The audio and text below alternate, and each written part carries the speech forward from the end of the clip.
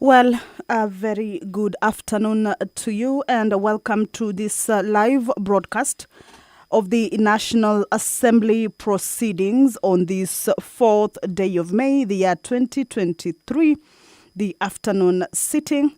This live broadcast is brought to you by the Parliamentary Broadcasting Unit in partnership with the Kenya Broadcasting Corporation.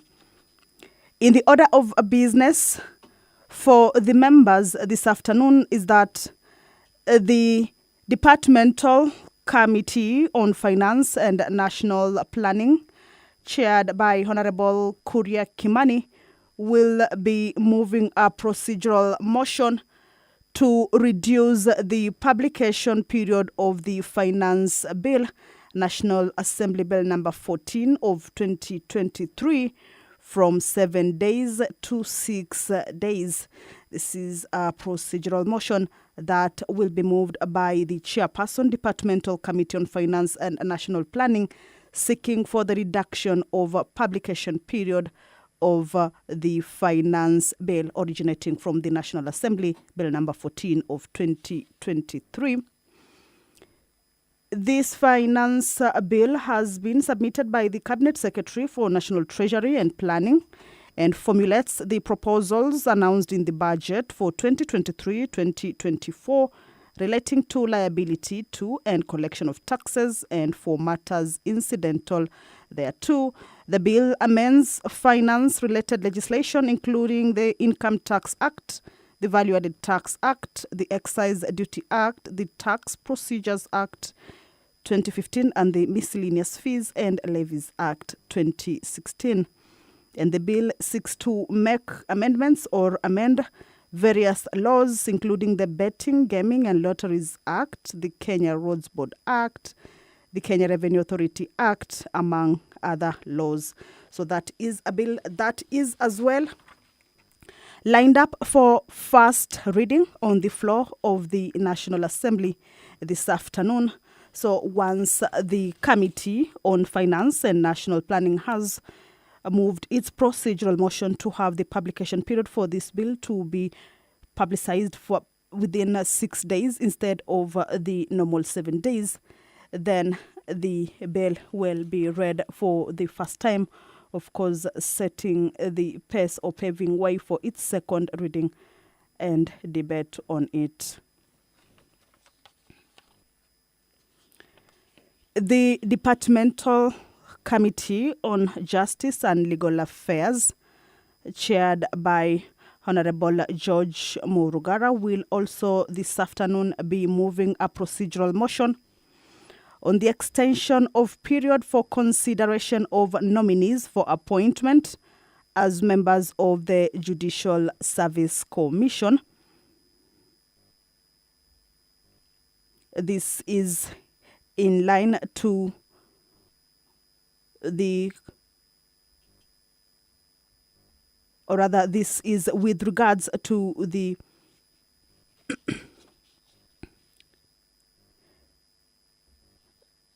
this is with regards to what was submitted to the National Assembly on the Wednesday afternoon sitting. And this relates to the extension of period for consideration of nominees for appointment to a public office. The House resolved to extend the period for consideration of the nominees as submitted by His Excellency the President for appointment as members of the Judicial Service Commission by a period of 14 days from 31st May 2023. So this is a procedural motion that the Departmental Committee on Justice and Legal Affairs will this afternoon be moving for the House to resolve the extension of period for consideration of nominees for appointment as members of the Judicial Service Commission. This afternoon as well, the House will be considering adjournment of its sittings to proceed on recess from the 5th of May to the 5th of June, the year 2023. And that notification of recess will be spelled out in this afternoon sitting before the House adjourns. The Speaker of the National Assembly, Honorable Dr. Moses Wetangula, is in the chambers. He will be presiding over this afternoon sitting.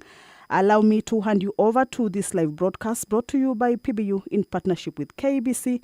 My name is Kamche Menza. Good afternoon. Mheshimiwa, na tuombe. Ewe Mwenyezi Mungu, ambaye kwa hekima na wema wako umetua nyadhifa za viongozi na mabunge kwa ustawi wa jamii na haki na utawala wa haki wa wanadamu. Twakusihi utazame kwa neema nyingi sisi watumishi wako ambao wameridhika kutuita ili tutekeleze shughuli muhimu za jamhuri yetu. Twakuomba uteremshie baraka zako sisi tuliokutanika hapa na utujalie tuyatende na kufikiria mambo yote yatakayofikishwa mbele yetu kwa njia ya haki, uaminifu, ili utukufu na sifa zako ziendelezwe na ili kustawisha amani, ufanisi na heri nchi yetu na wale ambao haja zao umezikabidhi mikononi mwetu. Amen.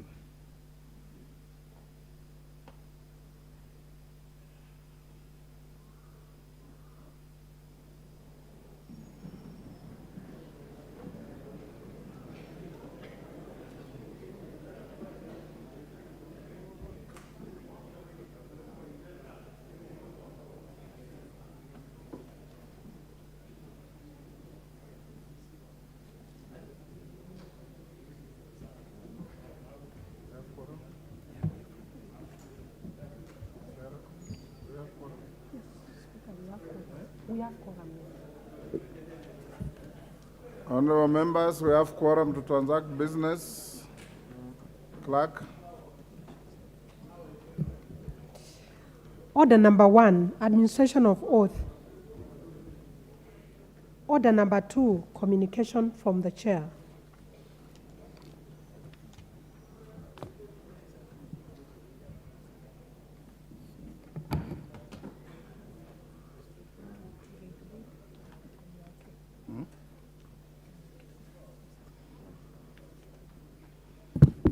Honorable members, order.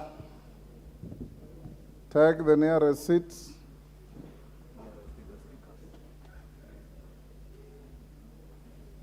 Take the nearest seat, buddy. Which is the nearest?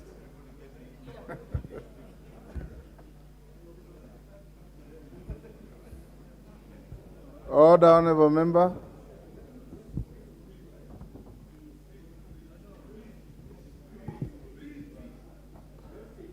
Honorable members, I have a short communication to make. Honorable members, this is in relation to the annual National Prayer Breakfast of this year, 2023. Honorable members, as you may be aware, the Bunge Prayer Fellowship Group shall host the 20th Annual National Prayer Breakfast on Wednesday, 31st May, 2023 at the Safari Park Hotel in Nairobi. The theme of this year's breakfast is reconciliation with God and with men, and I believe with women as well, as anchored in the book of 2 Corinthians chapter 5, verse 18. The prayer breakfast is expected to be attended by over 2,500 guests from our own country and also from across the world, including leaders from the political class, top government officials, members of the diplomatic corps, the clergy, the business community, and Kenyans from diverse backgrounds. Honorable members, this year's prayer breakfast, just like the previous ones, is an interdenominational prayer meeting organized by members of the Bunge Prayer Fellowship, whose membership is drawn from both houses of parliament, the Honorable Samuel Chepkonga CBS MP, and Senator Daniel Manzo MP are the co-chairpersons of the fellowship. Honorable members, you are all invited to this very important event, which shall provide an opportunity to meet and seek divine intervention for Kenya at such a time as this. Towards this end, members are requested to confirm attendance with the Office of the Clerk by Friday, 26th May 2023, in order to facilitate seating arrangements. For orderliness, you will be issued with invitation cards to the event. Honorable members, you may conduct the Honorable Samuel Chepkonga, CBS MP, or Senator Daniel Manzo, MP, for any further clarification on the event. I thank you. Honorable members, I also have a ruling that I'll deliver at 3:30.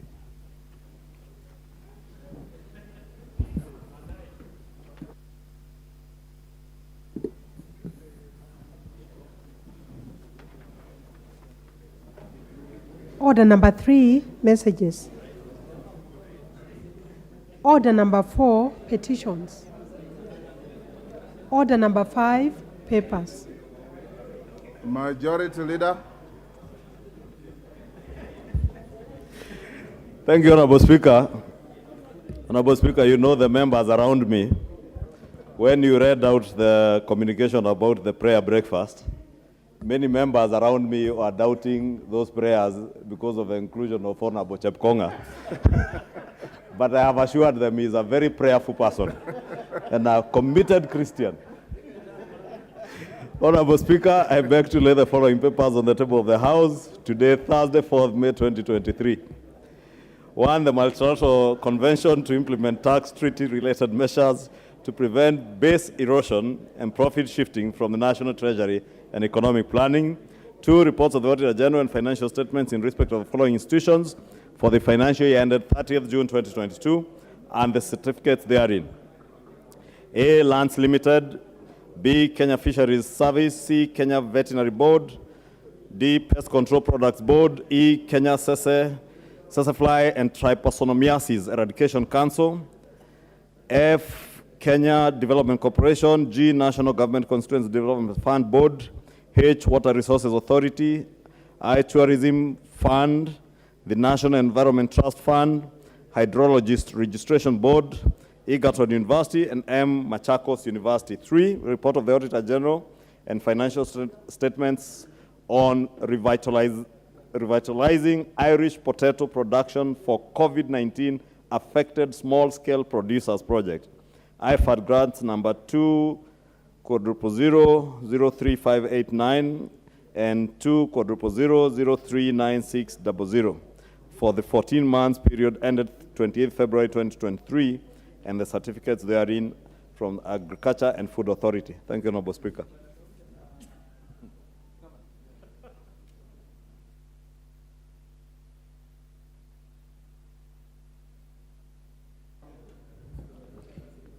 Our member for delegation, Emmanuel Wangwe. Thank you, Honorable Speaker. Honorable Speaker, I beg to lay the following paper on the table of the House today, Wednesday, 3rd May 2023.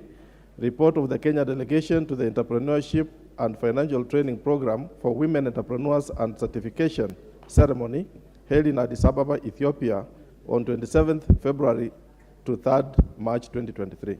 Thank you, Honorable Speaker. Thank you, Honorable Wangwe. Chairperson, Committee on Public Petitions.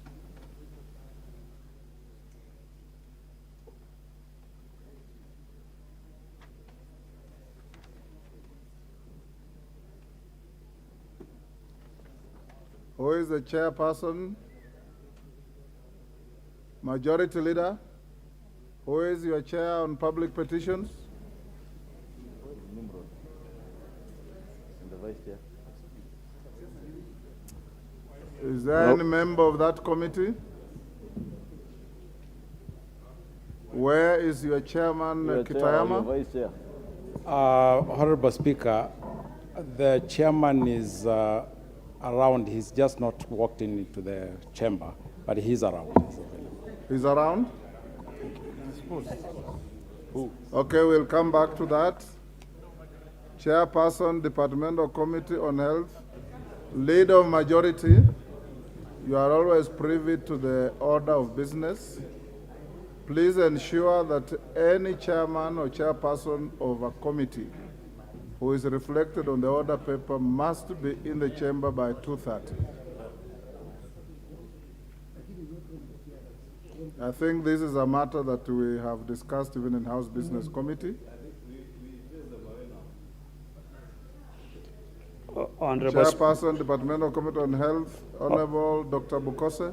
Honorable Speaker, I beg to lay the following papers on the table of the House today, Thursday, 4th May 2023. reports of the Departmental Committee on Health on 1. The second Public Health Conference in Africa held from 13 to 15 December 2022, held in Kigali, Rwanda. 2. The 14th Network of African Parliamentary Committees of Health (NEOPACO) meeting held from February 22nd to 23rd, 2023 in Kampala, Uganda. 3. Universal Health Coverage benchmarking visit to Thailand from 7 to 12 March 2023. And 4. The benchmarking visit to South Africa Medical Research Council, University of Cape Town, and Center for the AIDS Program of Research in South Africa from 13th to 23rd March 2023. Thank you, Honorable Speaker. Thank you, Honorable Bukose. Chairperson, Departmental Committee on Environment, Forestry and Mining.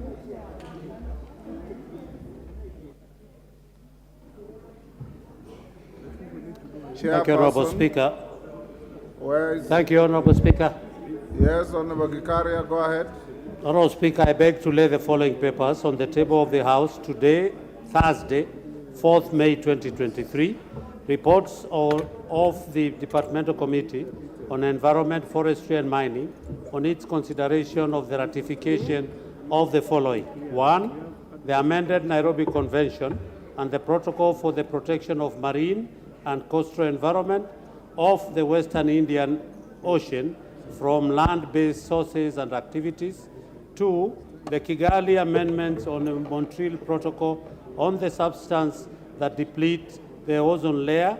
And lastly, number 3, the Bamako Convention on the ban on the importation into Africa and the control of transboundary movement and management of hazardous waste within Kenya.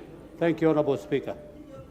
Thank you, Honorable Gikaria. Next, Chairperson, Departmental Committee on Blue Economy, Water and Irrigation.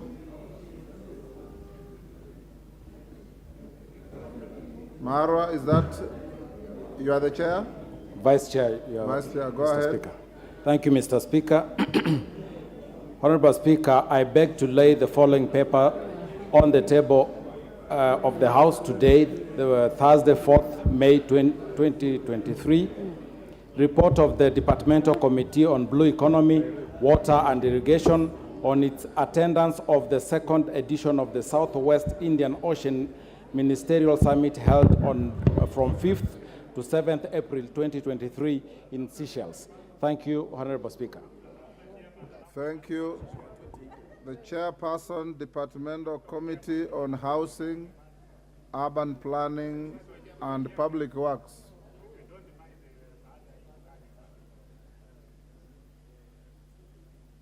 Johanna Ngeno, is that you? Go ahead. Go ahead.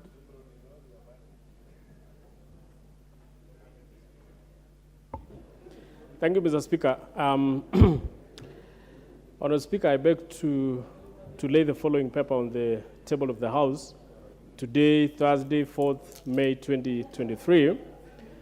Report of the Departmental Committee on Housing, Urban Planning and Public Works on its participation at the World of Concrete Forum held in January 2023 in Nevada, United States of America. I thank you. Thank you. We'll go back to see the Chairperson, Committee on Public Petitions. Thank you, Mr. Speaker.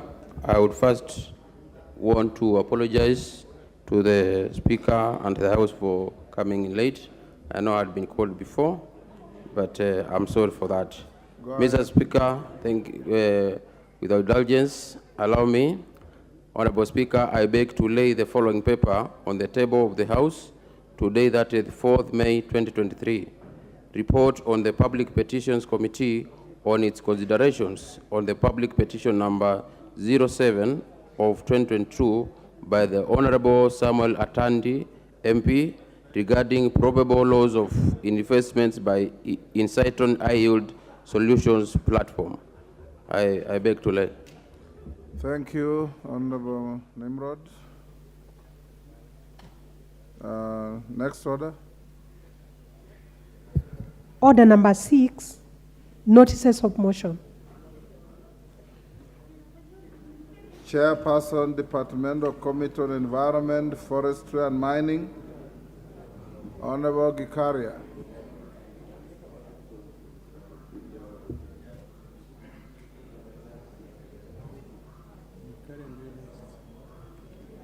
Thank you, Honorable Speaker.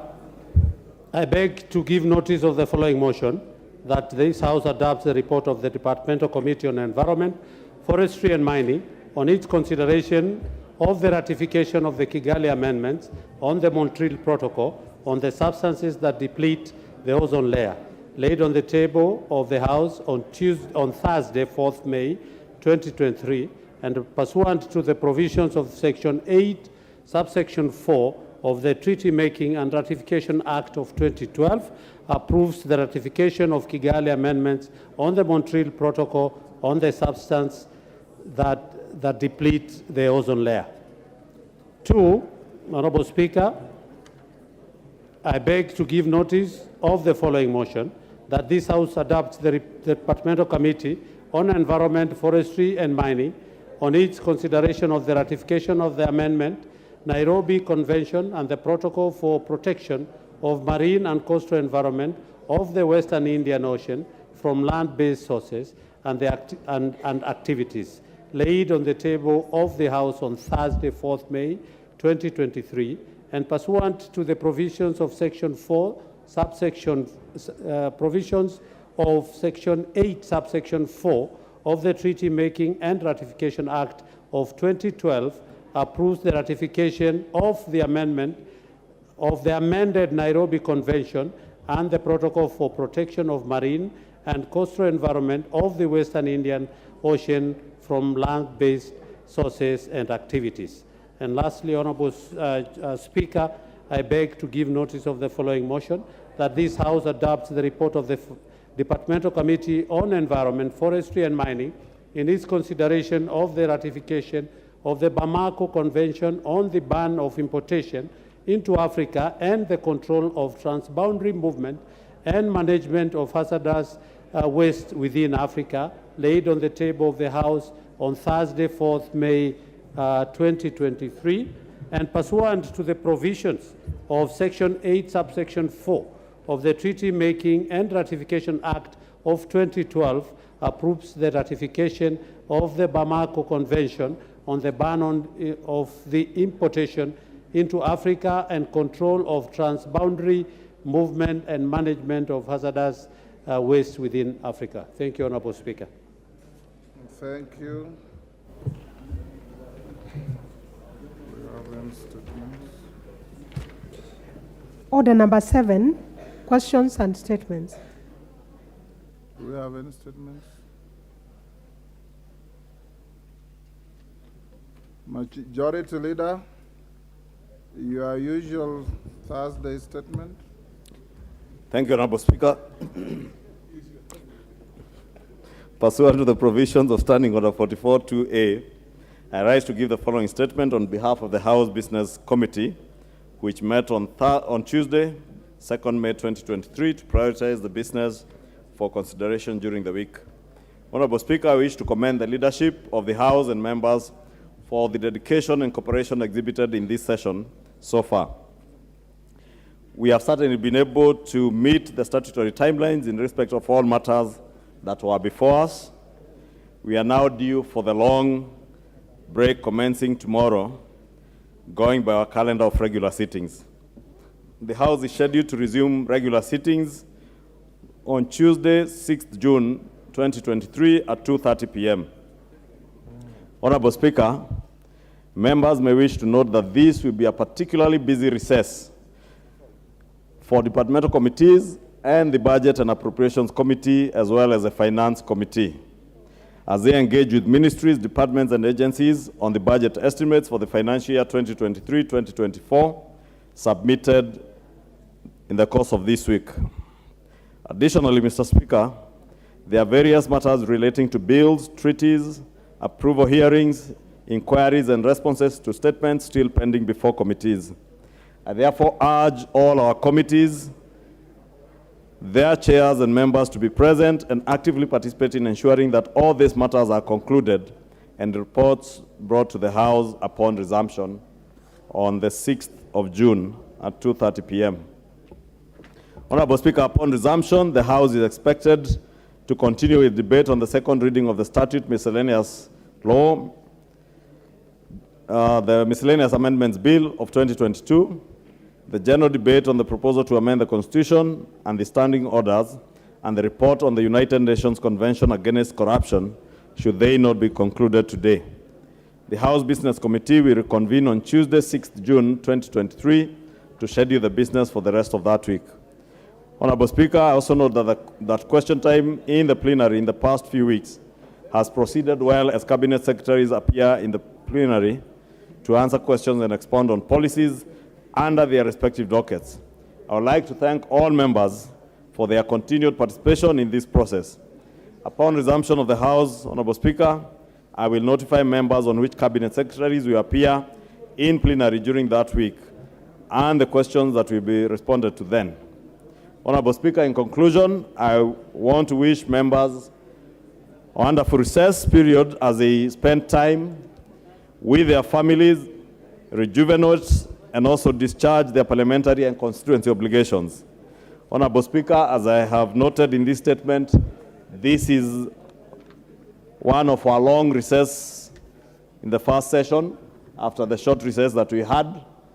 And the 4 weeks that will be on recess, Honorable Speaker, will be a 4 weeks working recess.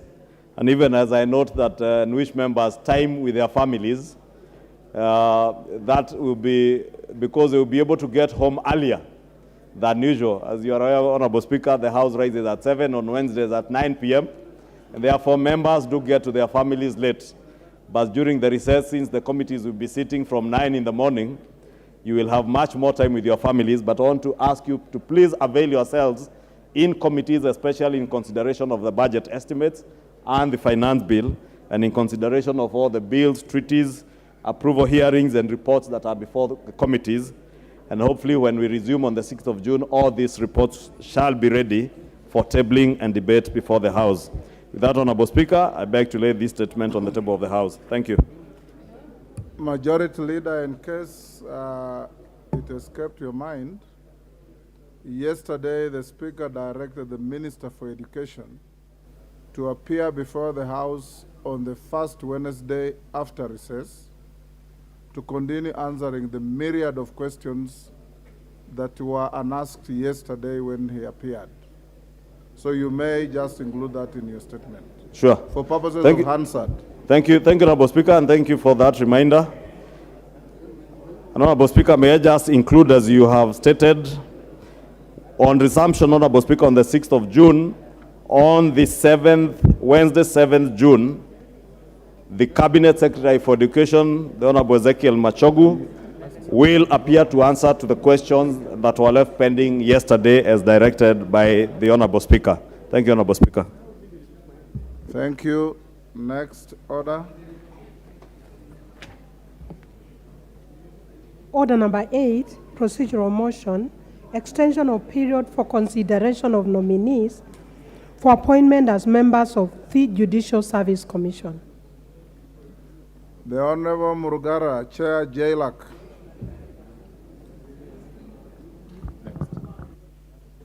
Thank you. Thank you very much, Mr. Speaker. Mr. Speaker, I beg to move the procedural motion on extension of period for consideration of nominees for appointment as members of the Judicial Service Commission, that pursuant to the provisions of Section 13 of the Public Appointments Parliamentary Approval Act 2011 relating to extension of period for consideration of nominees for appointment to a public office, this House resolves to extend the period for consideration of the nominees submitted by His Excellency the President for appointment as members of the Judicial Service Commission by a period of 14 days from 31st May 2023. Honorable Speaker, yesterday you made a communication on the nomination of persons for appointment as members of the Judicial Service Commission from His Excellency the President, in which Ms. Caroline Zelani Kingoku Ajuoga and Honorable Isaac Kiprono Ruto were nominated to serve in the Judicial Service Commission. Mr. Speaker, sir, this evening, the House proceeds on recess for 1 month.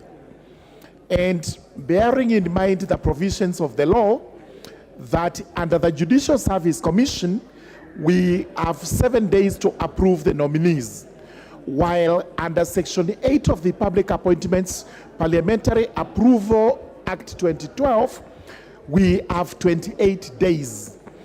The correct position when the two are in conflict is that this House has 28 days within which to make the approval. A calculation of the 28 days lapse on the 31st of May 2023, by which time this House will be on recess. Therefore, to ensure that there is sufficient time for the Committee, Justice and Legal Affairs, to consider the two nominees, so that we go through the vetting process and we are able to table to this House a good report on the two, we have deemed it necessary that we extend the period by 14 days. The 14 days will take us to after the House resumes. So with those remarks, I urge the House to pass the procedural motion and approve an extension for 14 days. Mr. Speaker, sir, with those remarks, I call upon the Honorable Victor Koech, also known popularly in his constituency as Mandazi of Chepalungu, to actually second the motion. Thank you, Mr. Speaker. Yeah, thank you so much, Mr. Speaker. As I rise, let me first of all congratulate the two nominees, and especially His Excellency the first Governor for Bomet, who is known not only in Bomet County, but in the entire country for always fighting for devolution. He is a man who is known to have the Constitution at the backbone of his hand. Today, Mr. Speaker, we all know that we are proceeding to recess. And for this particular reason, I want to seek the House that they approve the extension of a period for consideration of the two nominees. And I equally would wish to wish the two nominees well as they prepare to appear before the Judicial, the Justice and Legal Affairs Committee. For that, Mr. Speaker, I would wish to second. Thank you.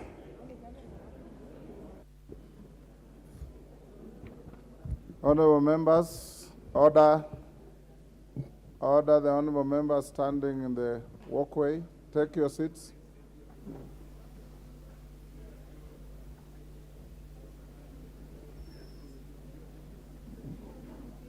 Honorable members, I now propose the question, which is that pursuant to the provision of Section 13 of the Public Appointments Parliamentary Approval Act 2011, relating to extension of period for consideration of nominees for appointment to a public office, this House resolves to extend the period for consideration of the nominees submitted by His Excellency the President for appointment as members of JSC by a period of 14 days from 31st May 2023. Is that the mood of the House?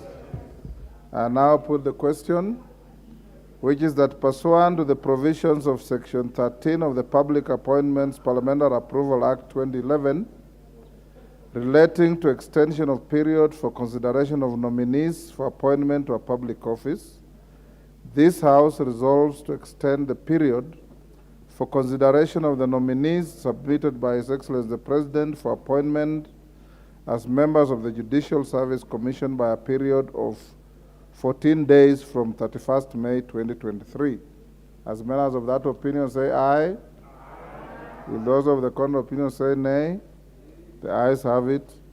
Before we call the next order, members, allow me to acknowledge the presence of the following in the public gallery: J.U. Quat Primary School, Juja, Thika;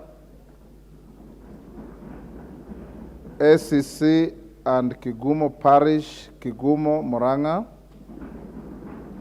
PCEA Kariobangi South Parish, Embakasi West, Nairobi; and in the Speaker's Gallery, Kahara Gadithi and family from Langata. Thank you. Next order. Order number 9, procedural motion, reduction of publication period for a specified bill. Chairperson, Departmental Committee on... Honorable Okello, what's your point of order? Give Honorable Okello the microphone. Honorable Speaker, I thank you for the opportunity. And Honorable Speaker, I'm standing because of a matter that is very dear to me and to members of this House, Honorable Speaker. Honorable Speaker, I acknowledge the role played by Parliamentary Service Commission, a commission that you chair, that looks into the welfare and betterment and safety and comfort of members of this House, of the Senate, together with the Secretariat, Honorable Speaker. Honorable Speaker, the role of Parliamentary Service Commission also relates to the security of members of this House, Honorable Speaker. Lately, or a matter of last week, members from within this coalition, my side of the coalition... Sorry, Honorable Jared, could you please repeat? I was listening to... all right. All the honorable members, the chair can hardly hear what the distinguished member for Nyando is saying. Honorable Speaker, I acknowledge the tacit role that you play as chair of Parliamentary Service Commission. This is a commission that looks into the welfare, security, comfort of members of Parliament in this House, of the Senate, together with the members of the Secretariat, Honorable Speaker. Honorable Speaker, a matter that is of great concern to my side of the political divide is that the police unilaterally withdraws security of members of this coalition, Honorable Speaker, each time there is a difference expressed as a matter of objectivity from the side of this coalition, Honorable Speaker. And as the chair of the commission, Honorable Speaker, I'd wanted to invite you to help us address this matter, because security of any member of this parliament is just as important as the other member, Honorable Speaker. Last week, members amounting to about 20 from our coalition had their securities withdrawn, and we haven't had any response or any word from the Parliamentary Service Commission, Honorable Speaker. And additionally, the leadership within Azimio coalition, and that includes Honorable Raila Amolo Odinga, Honorable Kalonzo Musyoka, Honorable Martha Karua, and many and others had their securities withdrawn, Honorable Speaker, without any reason. So this is a unilateral decision that is constantly being taken by the police, and not just this time. We had a similar experience during the other regime, Honorable Speaker. So as the chair of Parliamentary Service Commission, Honorable Speaker, allow me to invite you to protect members of this coalition that we do not experience withdrawal of our security that then exposes us so badly to the public, Honorable Speaker, and most importantly to the leadership of Azimio coalition. Honorable Speaker, we have had instances where we have had members of the other coalition expressing threats to the leadership within Azimio coalition. And Honorable Speaker, when the security is withdrawn amidst such threats, then we have a cause to worry, Honorable Speaker. And as I was reading the Constitution the other day, Honorable Speaker, about the role that you play as the Speaker, that in the absence of the two leaders above, then the National Assembly Speaker takes over. You have So made your this point. is a matter, the Honorable Speaker, that I want to invite you to delve into it so that we can all be safe. We may have differences in opinion, but that does not warrant withdrawal of security of any person within the Republic of Kenya. Finally, Honorable Speaker, the security provided to the leadership, especially for those who have been Prime Minister, President, and the Deputy President, is enshrined in our laws, Honorable Speaker. And therefore, let us go by the dictates of our laws and not whimsically make decisions that do not square with the same constitution that we subscribe to, Honorable Speaker. And I thank you very much for the opportunity. Majority Leader. Thank you, Honorable Speaker. Honorable Speaker, let me commend Honorable Walter Owino for raising that issue.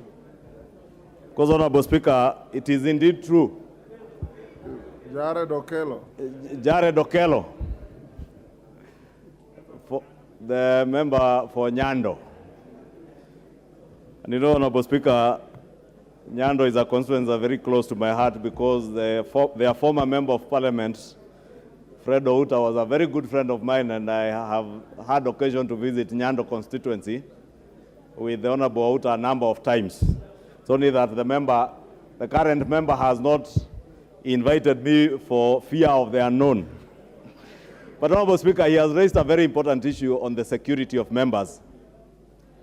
And it is indeed true, Honorable Speaker, that as the chair of the Parliamentary Service Commission and the Commission, you have a responsibility in ensuring that all our members of Parliament are secure, especially when they are carrying on their work as members of Parliament.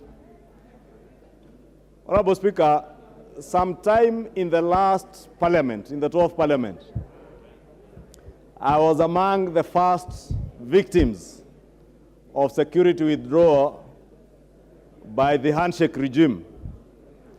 Honorable Speaker, I did raise that matter on the floor of this House.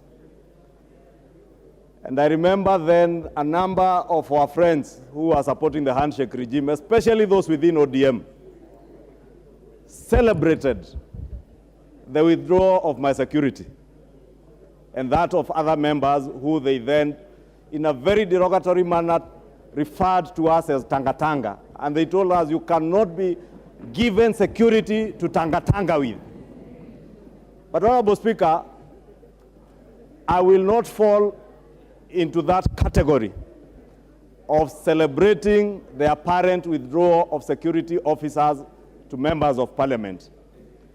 However, Honorable Speaker, we must also responsibly use, Honorable Speaker, if you can protect me from the Honorable Babu Owino and the team around you. And the party leader, Jubilee. Yes. Honorable Speaker, I was saying I want to avoid the route taken by my colleagues in ODM to celebrate the withdrawal of security. But I was also saying, as much as Honorable Speaker, we are entitled to security. And I remember that time they told us that you are secure. You don't need policemen. The police have ensured that everybody within the country is secure. Okay. And we stayed for almost 4 years without security, Honorable Speaker, because of our political persuasion. And I would never support the withdrawal of a member of Parliament security on account of his political persuasion.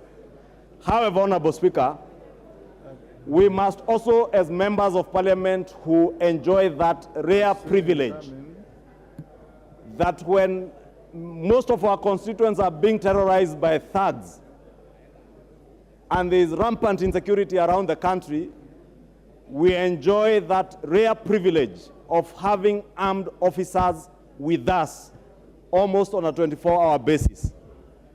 And Honorable Speaker, it is a rare privilege given to us by the people of Kenya, and therefore it must not be taken away by anybody. However, Mr. Speaker, we also have a duty and obligation to make sure that we do not in any way or manner misuse those security officers. And Honorable Speaker, there have been occasions where members of parliament, and I'm aware, Honorable Speaker, there is already a member of parliament whose security officer was disarmed on account of misuse of the firearm. And Honorable Speaker, our officers are charged with the responsibility of protecting us to be able to execute our duties as members of parliament without fear or without being intimidated by anybody in the streets. But our officers are not given to us, Honorable Speaker, to protect us in violent demonstrations and protests. I think, Honorable Speaker, when I listened to the Cabinet Secretary of the Interior on Monday, he did direct officers to ensure that there is law and order in Nairobi and in other urban centers where we had been threatened with violent protests, Honorable Speaker. And therefore, when the Cabinet Secretary and the Inspector General of Police, on account of the Public Order Act, says that you have not conformed to the law, you have not informed the police on where you want to picket, what roads you want to use, what times, and he says the police and directs the police as the Inspector General of Police to ensure that there are no violent demonstrations and protests, then we want to use our officers who are armed to face off with the other armed officers, Honorable Speaker. We are calling for anarchy in the country. And as much, Honorable Speaker, as I said, I would not celebrate the withdrawal of security on any member, not even Honorable Nyikal, or the Honorable John Buddy, or even Babu Owino, who even has a record of misuse of firearms himself, and is still guarded by an armed officer, Honorable Speaker. I will never, and I shall never stand to support the withdrawal of their security. But we must act responsibly as leaders. We cannot be leading youthful young men who are torching vehicles, trailers on the southern bypass, matatus, and Honorable Speaker, the matatu that was torched by goons from Kibra on Gong Road belonged to a young man from Ondire village in my constituency. That young man tells me he's still struggling to repay his loan. Therefore, Honorable Speaker, when it is us as leaders who are using police officers seconded to us to protect us, to intimidate other police officers not to carry out their duties. And Honorable Speaker, it is sad.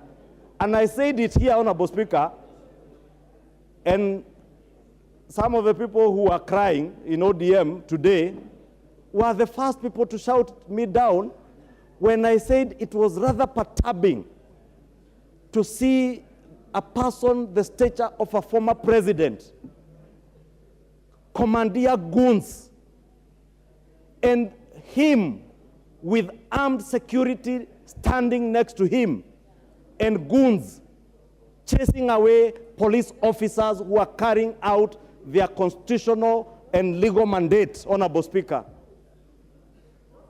And we're only putting our country in danger, Honorable Speaker, if we allow these things to happen. Therefore, Honorable Speaker, I want to request you, even as you consider the request by the Honorable Jared, the member for Nyando, that as members of parliament we act responsibly. It is true, you are within your rights to picket, to demonstrate, even if you want to protest peacefully or violently, it is within your rights. But do not misuse government officers who are armed to face off with other armed government officers under the same command, Honorable Speaker. That, Honorable Speaker, I think it is only fair that we also protect our officers because they are also human beings like ourselves. Honorable Speaker, remember in Kisumu the other day, we lost a young man from Nyamira County, a police officer, who was killed by youth who were throwing stones. Nobody bothered to mourn that police officer. Honorable Speaker, People have lost property on account of these demonstrations, Please, on a Honorable point Speaker. of order. And that is why I went out of my way yesterday, together with the leader of majority in the Senate, to call for sobriety. And I said, Honorable Speaker, yesterday, we bent backwards to accommodate our colleagues so that we can continue to engage with each other in this house, in an environment where we consult each other, we talk to each other, and not at each other in the streets. Thank you. And I want to ask, now that all these honorable members are not protesting with other people out there, Honorable Speaker, I want to request, and I'm sure, I think by now, most likely they have their officers, because when one of them told me that they had their security withdrawn, that is why many were hanging around the house here and not even joining the demonstrations, because they didn't have their security.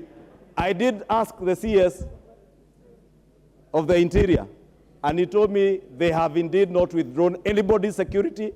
They have only asked their officers not to participate in protests and demonstrations. Therefore, maybe just by way of information, to inform the member for Nyando that officers were only instructed by their commanders not to participate in violent protests, but to protect the lives and property of the people of Nairobi. And Honorable Speaker, finally, let me congratulate and thank the leadership of the minority, because when we engaged, and Honorable Speaker, it is good to indicate to the country that indeed we have been in engagement with the minority leadership and the leadership of ODM and the other parties within Azimio, including the party leader of Jubilee, the Honorable Sabina Chege.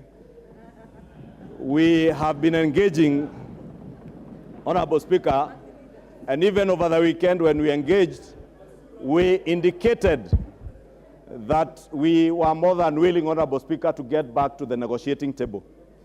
But we said from our side in the Kenya Kwanza coalition, we are only going to engage on the table of negotiations, but not in the streets.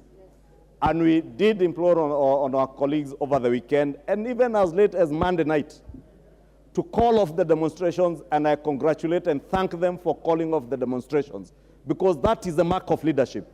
We are all elected, and I want to say we are capable in this house. And without preempting debate, Honorable Speaker, I know there is also the talk of extra-parliamentary, inter-parliamentary, within parliament, bipartisan approach.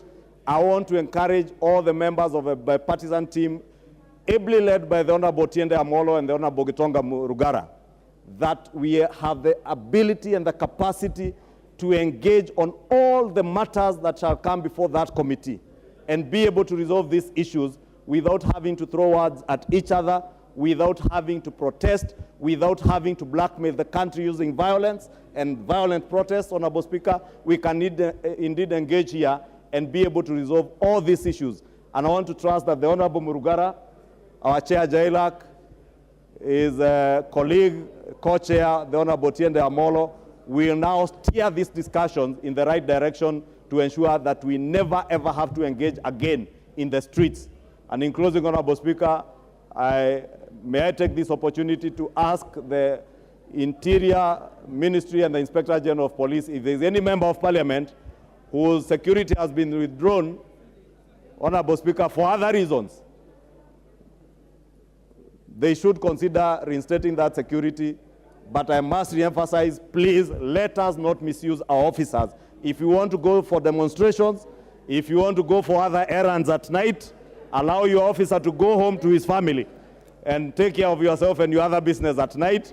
And even in the streets, take care of your business alone, not with armed police officers. With that, Honorable Speaker, I thank you. Honourable members, I honestly don't want to open debate on this. He is the majority leader representing government, and he has said if there are any security details withdrawn, he is advising the minister to return them. I will give Senior Counsel Tiende Amolo 1 minute, Senior Counsel. I don't want to open an endless debate on this. Thank you, Mr. Speaker. Mr. Speaker, I have tremendous respect for Honorable Chungwa, leader of majority. But my problem with him is that he probates and reprobates. He says good things, and immediately after that good things, he says another very bad thing. And sometimes he says them without information. The first point of information, Honorable Chungwa, is that the police officer who died is not from Nyamira. He was from my constituency, a place called Nyakongo in Rarieda, the late Brian Oduor. And the second point of information is that he was not beaten by goons or by anybody. He was run over by the very same Land Cruiser that he was commanding, and I have the autopsy report. And in fact, we have sought compensation from the police for killing my constituent. Now, if you allow me one more minute, Mr. Speaker, on the substantive issue, I just want to confirm it's not a matter of speculation, as Honorable Chungwa might be saying. It is true that our security was withdrawn. But let us just make this distinction. First, withdrawal of security of a member of parliament must be different from withdrawal of security of those who the law mandates provision of security. Like you, Mr. Speaker, when you retire, you are entitled to security, and it cannot be a matter of discretion of anyone. So a former vice president, a former prime minister, and people of that caliber are by law entitled to security. That cannot be withdrawn, and it's not a matter of discretion. When it comes to a member of parliament, Mr. Speaker, there is good reason why members of parliament have security. And in fact, this matter has been affirmed even by the High Court in a constitutional petition. So I want to suggest to the Honorable Chungwa that when you address this matter, do not address it and then you add but, that you may be entitled but only if you do the following. That is not the case. I want to assure Mr. Honorable Chungwa, I have always stood firm. In the last parliament, I was firm. When our security was withdrawn, when some of the security of those who were perceived to be against government then was withdrawn, I've always maintained that a member of parliament is entitled to security at all times, irrespective of what they say. If a police officer misuses their firearm, there's provision of how to deal with it. The Police Act is very clear. But you cannot stand here and say that some members of parliament who engage in violent demonstration, there is no single member of parliament in this house who has engaged in any violent demonstration. So you cannot then come and start saying that if you engage in violent demonstration, and in any event, exercise of a constitutionally provided right cannot be irresponsible.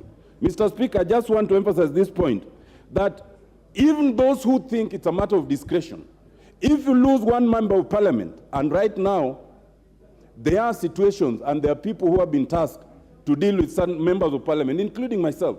Losing one member of parliament, it is these same people who will be crying on how much money you're using to do the by-election. So, Mr. Speaker, what I wanted to invite you to do is to make a very firm finding that irrespective of where you are, whether you are in government or not, minority or majority, a member of parliament is entitled to security until and unless there's misuse, in which case they are dealt with under the Police Act. Thank you, Mr. Speaker. Yes, Didymus, what's your point of order? I rise on point of order number 91, that a member shall be responsible for the accuracy of any facts which the member alleges to be true and may be required to substantiate any such facts instantly. Honorable Speaker, the honorable member for Rarieda has claimed that some people have been tasked to eliminate certain members of parliament. This is a very weighty allegations which the honorable member should be called upon to substantiate. And he is a senior counsel, he's a senior lawyer in this country. Even though I am aware that he's the one who misled the Kenyans through the committee of experts in drafting some of the very useless chapters in our constitution now, and again, he should be called upon to substantiate or withdraw them.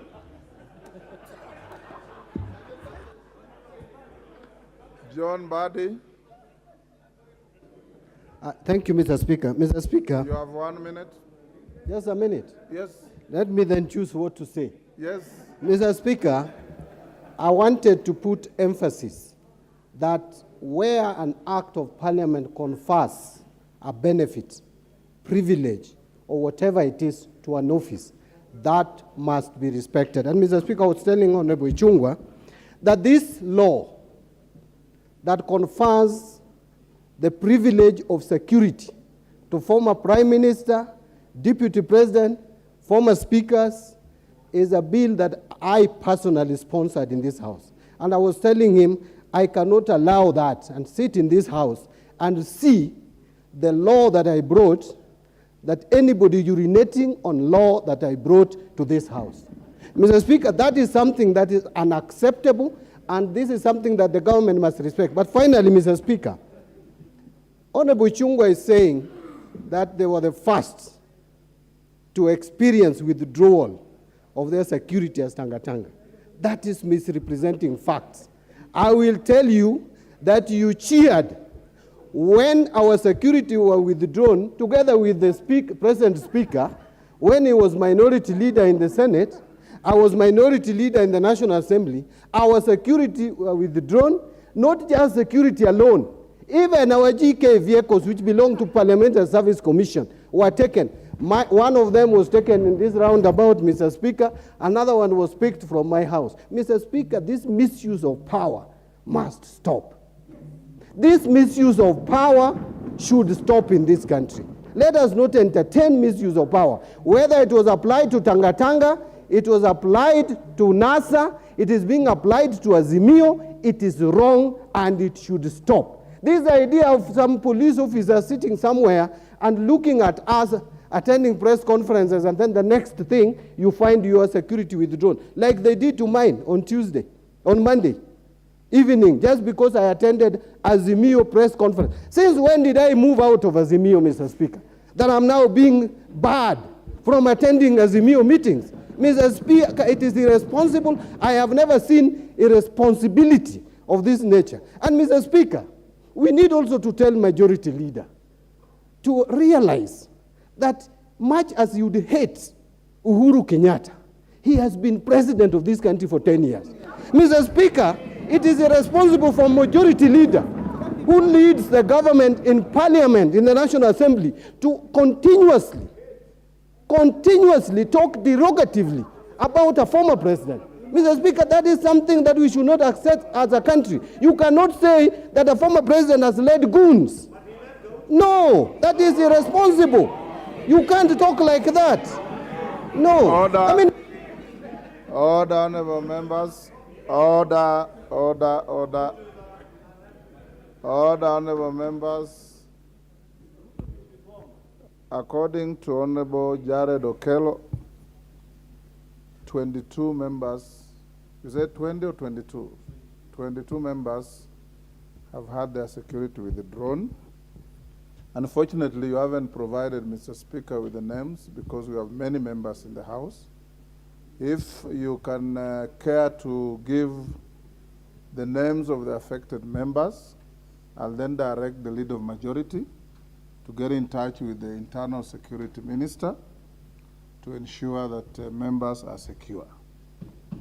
As to members of the public, including the former Prime Minister, the former Deputy President, they certainly don't fall within Mr. Speaker's jurisdiction, and as you know.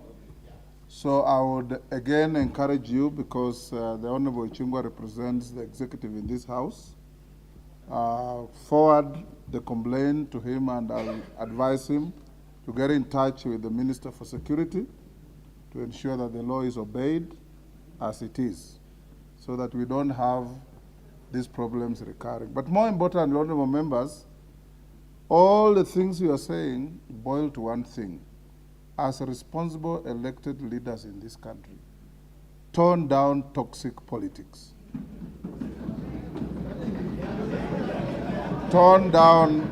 Order, honorable members. Order, honorable members.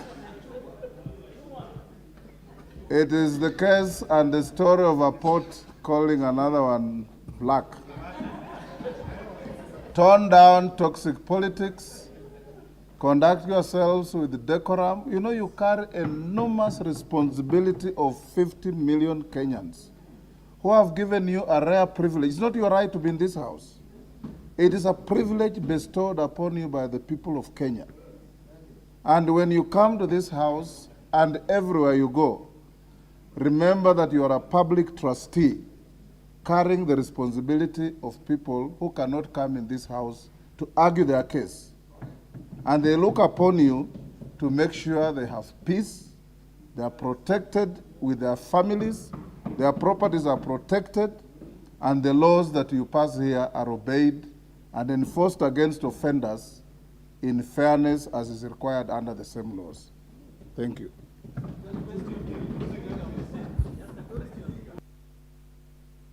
Order, Jared, that matter is closed. What direction do you want? Yes? Yes. Give Jared Okello the mic.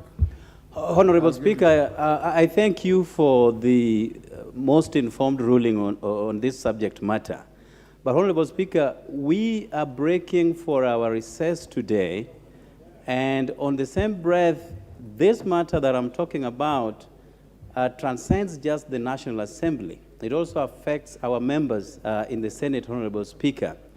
And perhaps names I will give, but it may not be so comprehensive considering the fact that some of us will be out of this house within the next few hours and may not be available until the next 1 month.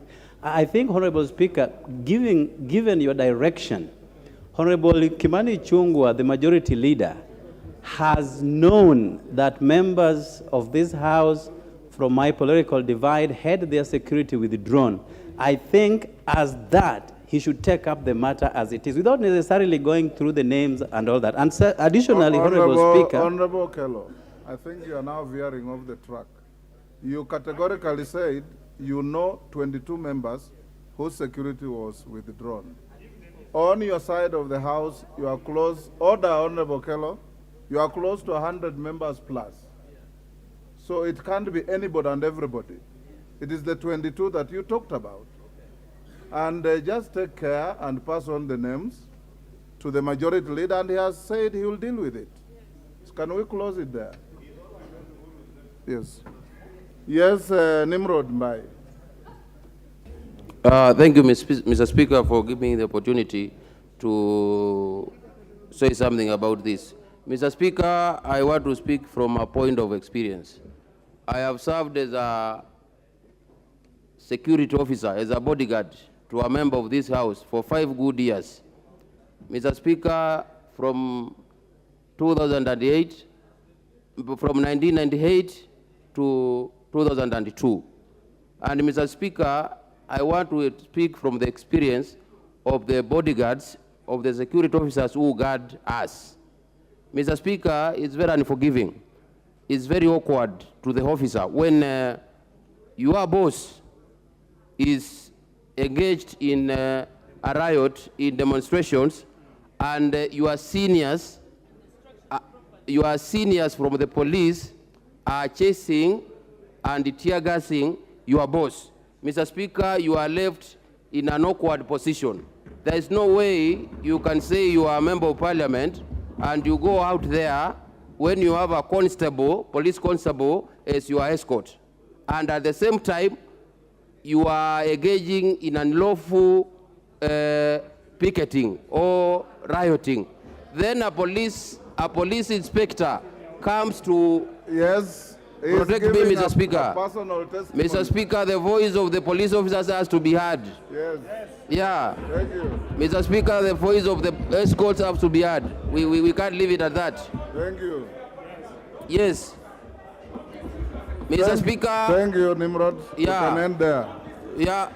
No, Mr. Speaker, it leaves the officer in a very awkward position when you are a police constable and your boss, a police inspector, is now tear gassing your member, the member you are escorting, the member you are guarding. Mr. Speaker, that...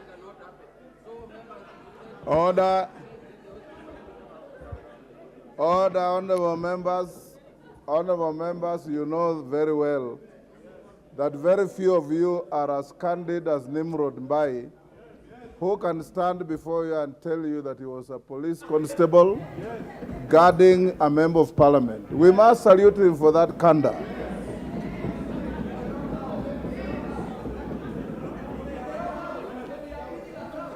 Honorable members, it tells you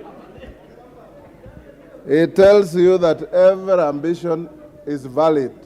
Order, Honorable Mbai. Order. It's a poetic case. The guard is guarded. Thank you, Honor Nimrod, and I salute you for your effort to get to this house.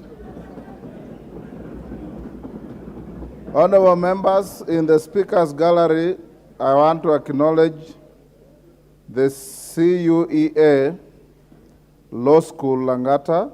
Is that Catholic University? Catholic University of East Africa Law School students from Langata in the Speaker's Gallery. In the public gallery, we have Homa Bay Students Association from Homa Bay Town, Homa Bay. On your behalf and on my own behalf, I welcome the students to the House of Parliament. Let's go to order number 9 and dispose it off quickly. Yes, Majority Leader. Mr. Speaker, on a point of order, Honorable Speaker, I noticed when you introduced the Catholic University students, the Honorable Babu Owino, and I know he's a young man, but when we are cheering Honorable Speaker in the House, is it? Order, Honorable Babu Owino. Order. Order, Honorable members. Order. Order, Honorable members. Order. Go ahead. Honorable Speaker, Honorable Speaker, we are a house of order and decorum. Honorable Speaker, why I rose on a point of order is because I noticed something and is rather uncalled for, the tirade by the Honorable Babu Owino. Because it is a fact that he's a young man and he's a young parliamentarian. And he's an example, he ought to be an example. He ought to be an example to those young students in the gallery. Honorable Speaker,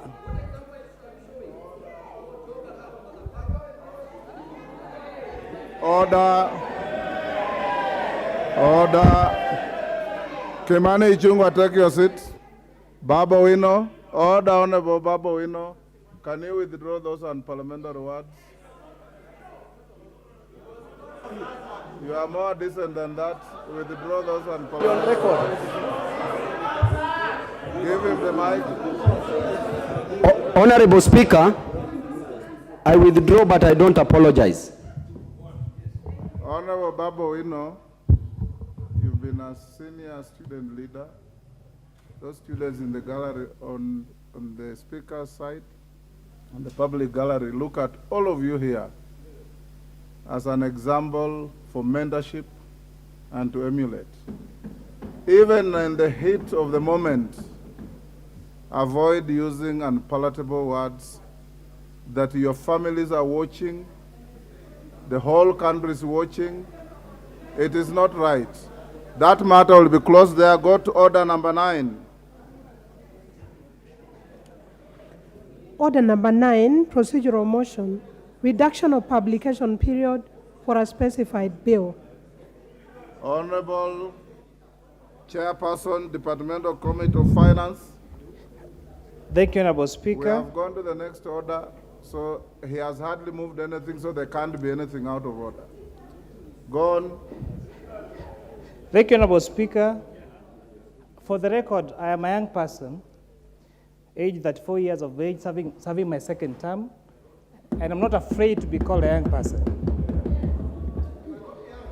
I beg to move the procedural motion number 9 about reduction of publication for a period of specified bill, that pursuant to provisions of Standing Number 120, that this House resolved to reduce the publication period of the last bill, the National Assembly Bill Number 14 of 2023, from 7 days to 6 days, Mr. Speaker.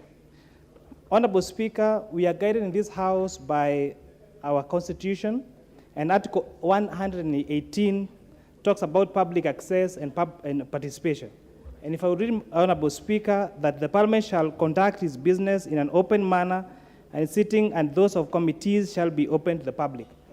Honorable Speaker, it is a consideration of the Committee of Finance and National Planning that if this is not, if we don't reduce our publication period from 7 days to 6 days, we would be disadvantaged in listening to the entire public on the matters contained in the finance bill. Honorable Speaker, this is the first finance bill of the 13th Parliament, and this is the first tax policy that are going to be passed by this Honorable House of that in Parliament. So it is our considered view that if this House kindly considers reduction of the publication period from 7 days to 6 days, it will give us sufficient time to listen to all members of the public and make sure that public opinion is considered in the passage of the finance bill of this financial year.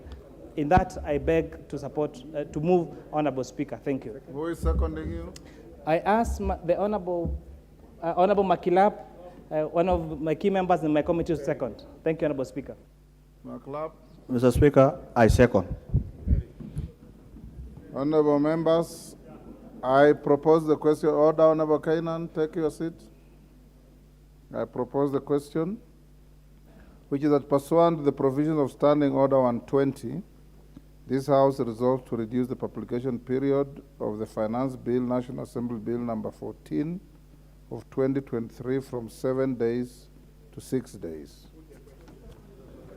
I'll now put the question, which is that pursuant to the provisions of Standing Order 120, this House resolves to reduce the publication period of the Finance Bill, National Assembly Bill Number 14 of 2023 from 7 days to 6 days. As members of that opinion say aye.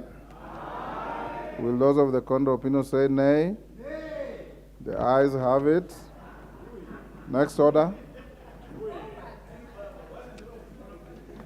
Order number 10, the County Government's Revenue Raising Process Bill, National Assembly Bill Number 11 of 2023, first reading.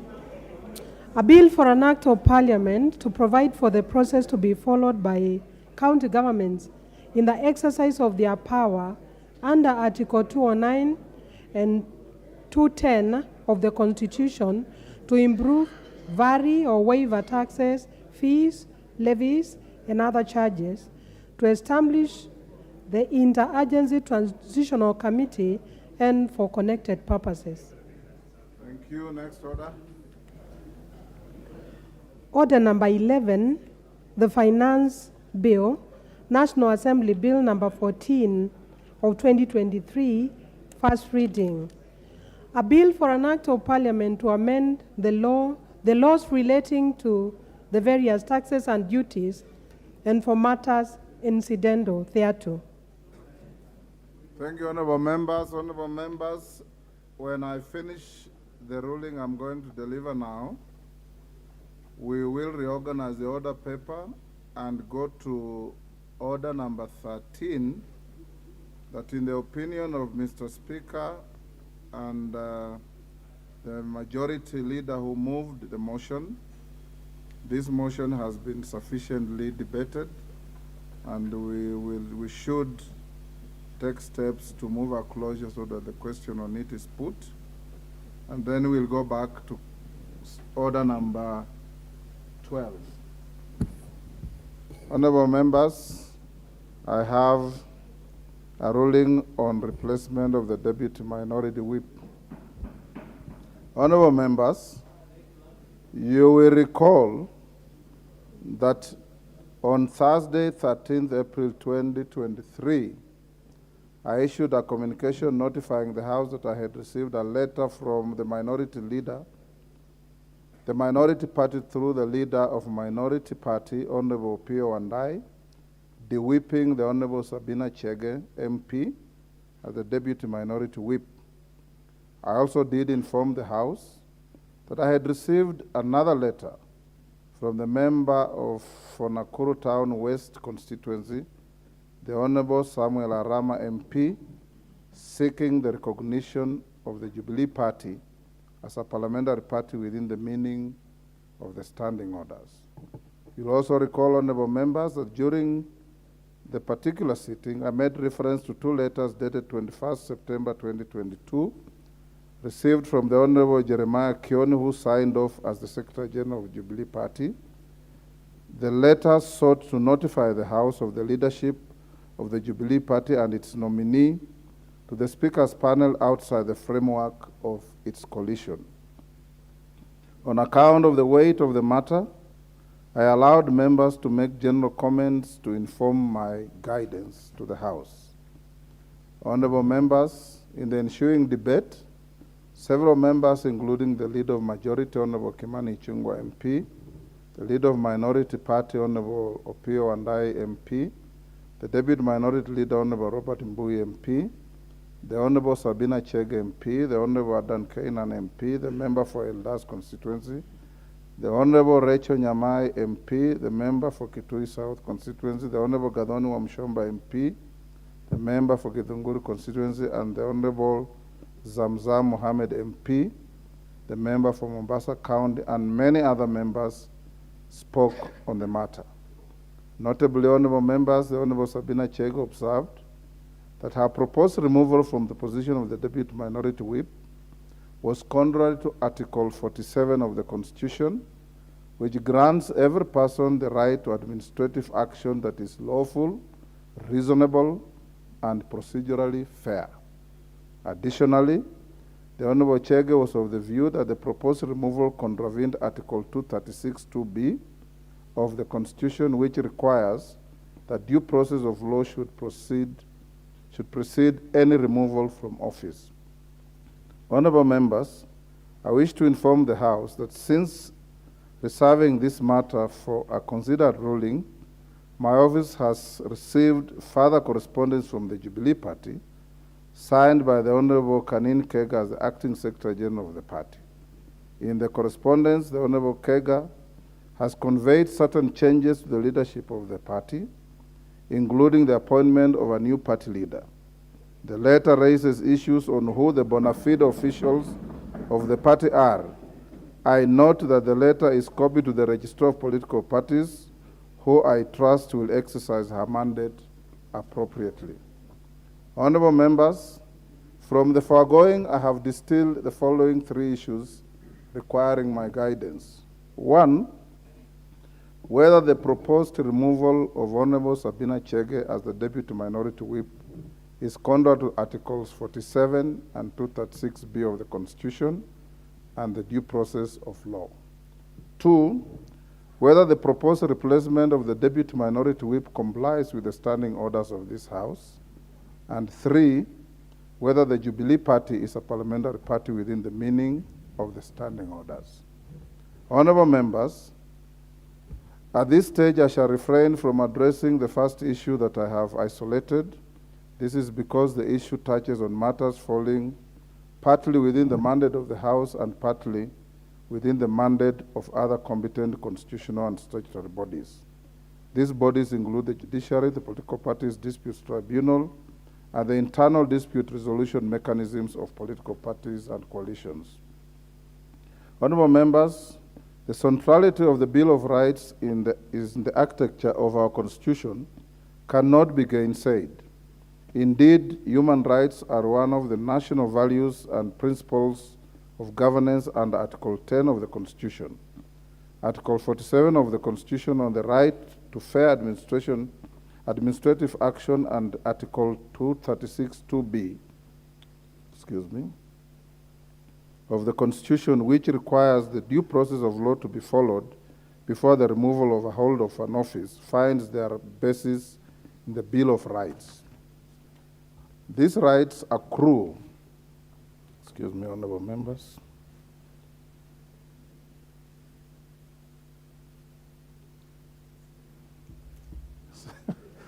don't worry about that. These rights accrue to every person, including members of this House, and cannot be limited except in the manner provided for under Article 24 of the Constitution. Honorable members, whereas Article 22 and Article 165 of the Constitution confer the exclusive jurisdiction to determine the question of whether a right or a fundamental freedom in the Bill of Rights has been violated, Article 3 of the Constitution obligates the Speaker to uphold, defend, and respect the Constitution. It is noteworthy that under Article 20 of the Constitution, the Bill of Rights binds all state organs and persons. Pursuant to Article 21 of the Constitution, every state organ is under a duty to observe, respect, protect, promote, and fulfill the rights and fundamental freedoms in the Bill of Rights. In this regard, where a question arises touching on the possible violation of a member's fundamental right or freedom, the Speaker cannot fold his arms and fail to act in blindness of the express requirements of the provisions of the Constitution and that I have cited. However, honorable members, I have observed earlier, addressing this issue exhaustively requires the involvement of other competent constitutional and statutory bodies besides the Speaker. Whereas the Speaker may make interim interventions to facilitate the continuity of the business of the House, the final interpretation and enforcement of the rights and freedoms lies with the judiciary as outlined under Article 165 of the Constitution. Honorable members, on the second issue, I note that Standing Order 20A4 provides that a decision of a parliamentary party replacing its whip or deputy whip shall be communicated to Speaker in writing. In the case of the minority party, the decision is to be communicated by the leader of the minority party. Please note the emphasis of the standing orders on the use of the word replacing. Further, Standing Order 20A5 obligates the Speaker to convey the decision of a party to replace its whip or deputy whip as soon as practicable following receipt of the decision. Members at the door, take your seats. Take the nearest seat.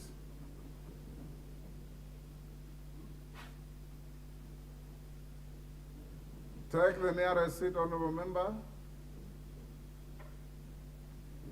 Thank you.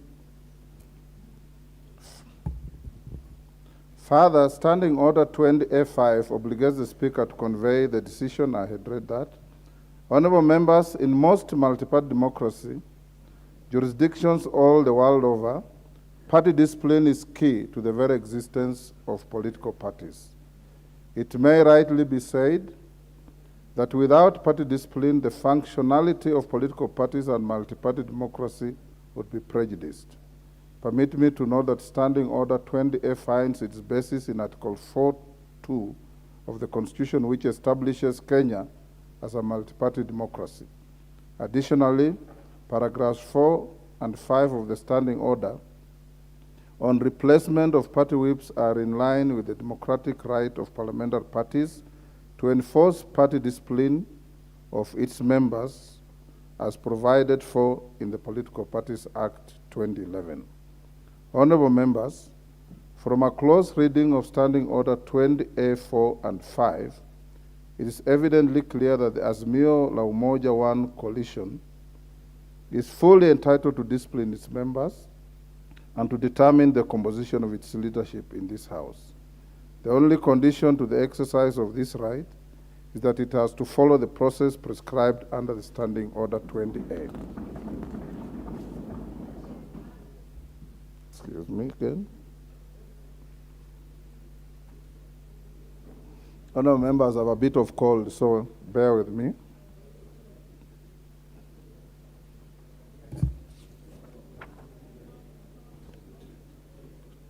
Standing Order 20A.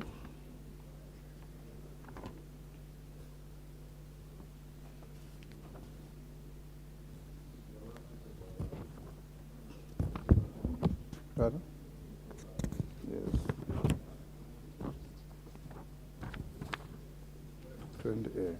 Honorable members, during yesterday's afternoon sitting, the leader of the minority party submitted that the Speaker should not be seen as interfering with the manner in which a parliamentary party elects to organize its affairs. I cannot agree more, and have no intention of interfering with any party. Indeed, honorable members, this is the accepted practice, particularly in the Commonwealth. Honorable members, an examination of precedents from parliaments in comparative jurisdictions lends itself to the adoption of a delicate approach in resolving internal party matters in the chamber of the House. In New Zealand, the arrangements for the appointment of whips are internal matters for the respective parties to determine on condition that the Speaker is advised of the appointment of whips. This is from the Parliament of New Zealand, Standing Order 35(1)B. Similarly, in South Africa, the National Assembly of South Africa was recently confronted with a leadership and decision-making dispute in the Pan-Africanist Congress of Azania Party. In the matter, PSC had one seat in the National Assembly which was filled by the nomination of a certain Honorable Mzwanele Nyoto, who had already been sworn in as the party's representative in the House. Subsequently, honorable members, a dispute arose within PAC or PSC regarding its leadership, and there was uncertainty about communicating the membership of Honorable Nyonso and consequently who should represent the party in the National Assembly. The guidance provided to the House by the Speaker was as follows, and I quote, "The Speaker has no authority to adjudicate internal party disputes about membership to the National Assembly or its leadership. Neither the Speaker nor the House gets involved in political party matters. It is neither for the Speaker nor a House of Parliament to decide which is the legitimate leadership structure of a political party. It would be incorrect for either the Speaker or the House to recognize one structure as the legitimate leadership of a political party, the PSC, over another." Honorable members, you'll agree with me that the foregoing guidance of the Speaker of the South African Parliament is relevant to the questions that confront us today, including the question which formation of the Azimio coalition of the Jubilee Party the Speaker should recognize in this House. Honorable members, the determination of political party disputes is best left to the competent authorities outside Parliament as envisaged by law. This House passed the Political Parties Act, whose provisions you are all aware of. The House, or indeed the Speaker, ought not to be called upon to arbitrate party matters. In the case of party leadership in the House, the Speaker only communicates party decisions as received through the authorized persons. It should not be lost to us that the question of who the authorized persons are with respect to the Jubilee Party is one of the issues lingering. Honorable members, party whips are and have been an invaluable cog to the continuity of parliamentary business. Erskine and May, a renowned authority on parliamentary procedure, notes that, and I quote, "The efficient and smooth running of the parliamentary machine depends largely upon the whips." Erskine May further outlines the nature of the duties undertaken by whips that makes them deserving of this lofty status, and in this regard, Erskine May also notes, and I quote, "Certain duties are common to whips of all parties: to keep their members supplied with information about the business of the House, to secure the attendance of members, to arrange, when possible, for those of their members who cannot attend divisions to pair with others on the opposite side of the House so that their votes might not be lost, to suggest members to serve on general and certain select committees, to act as intermediaries between the leaders and the parliamentary membership of their parties in order to keep each informed of the views of the other." Honorable members, this authority creates a very strong nexus between facilitation of the business of the House and the office of the whip or the deputy whip. In this regard, I am of the considered view that the standing orders of the National Assembly are deliberately worded to ensure continuity of parliamentary business.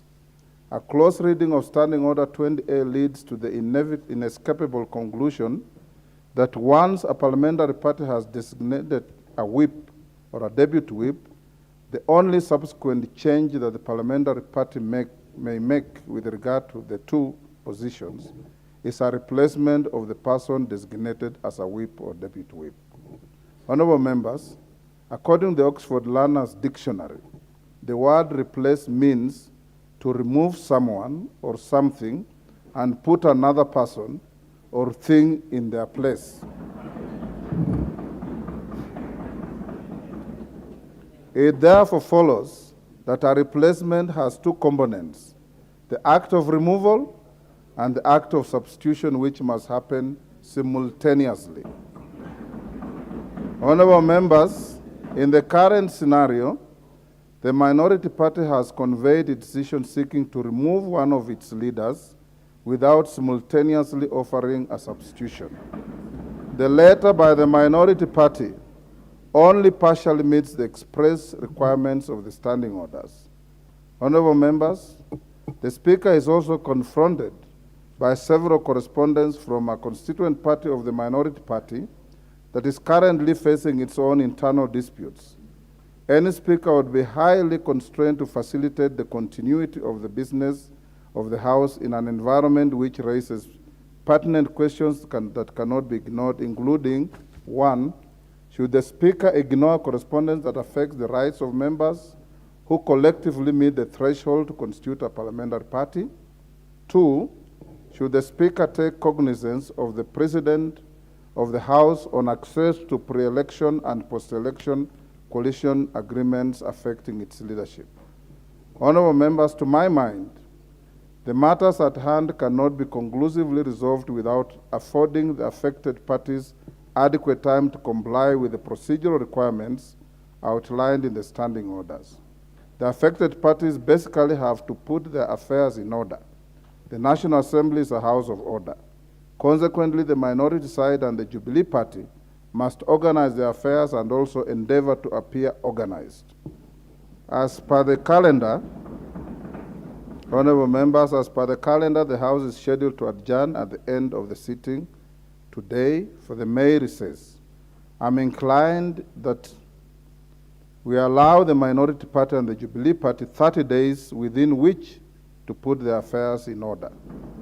By the time the House resumed from the recess, it is my expectation that my office shall be in receipt of communication from the minority party, replacing its minority whip, if they so wish, in the manner contemplated under Standing Order 20A. Honorable members, the third issue for determination is whether the Jubilee Party is a parliamentary party within the meaning of the standing orders. You will recall that in his letter seeking the recognition of the Jubilee Party as a parliamentary party, the Honorable Samuel Aram observed that Article 36 of the Constitution on Freedom of Association and Article 38 of the Constitution on Political Rights confers upon each member of the House the right to determine which entities they wish to be associated with and the right to make political choices. Honorable members, Standing Order 2 defines a parliamentary party as a party recognized by the Speaker as a parliamentary party pursuant to Standing Order 20A, recognition of parliamentary parties and designation of leaders and whips. Standing Order 20A1 provides that the Speaker shall recognize a party or coalition of parties consisting of not less than 5% of the membership of the National Assembly as a parliamentary party. Honorable members, 5% of the membership of the National Assembly is 18 members.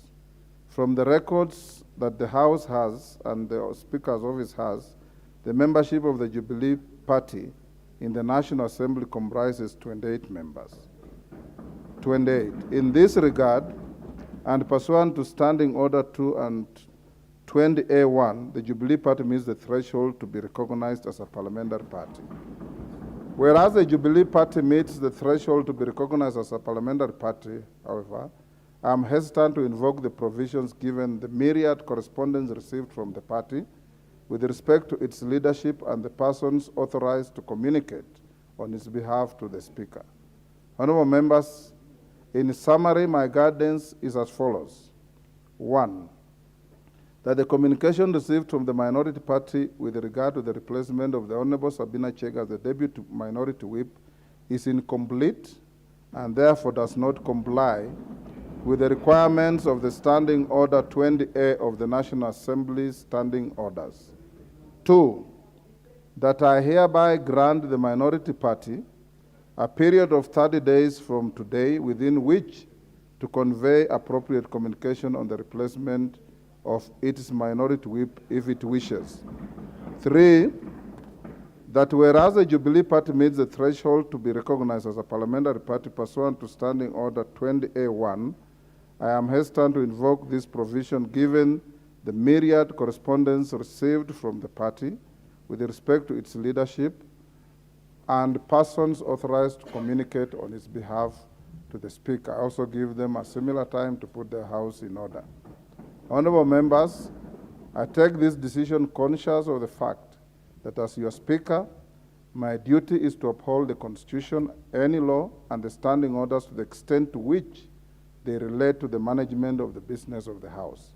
It's not the duty of the Speaker to be involved in the management of the internal affairs of any political party, and the Speaker does not wish to do so. I thank you.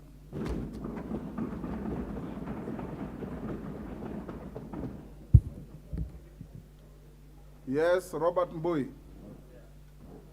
Yeah, thank you, Mr. Speaker, for that ruling.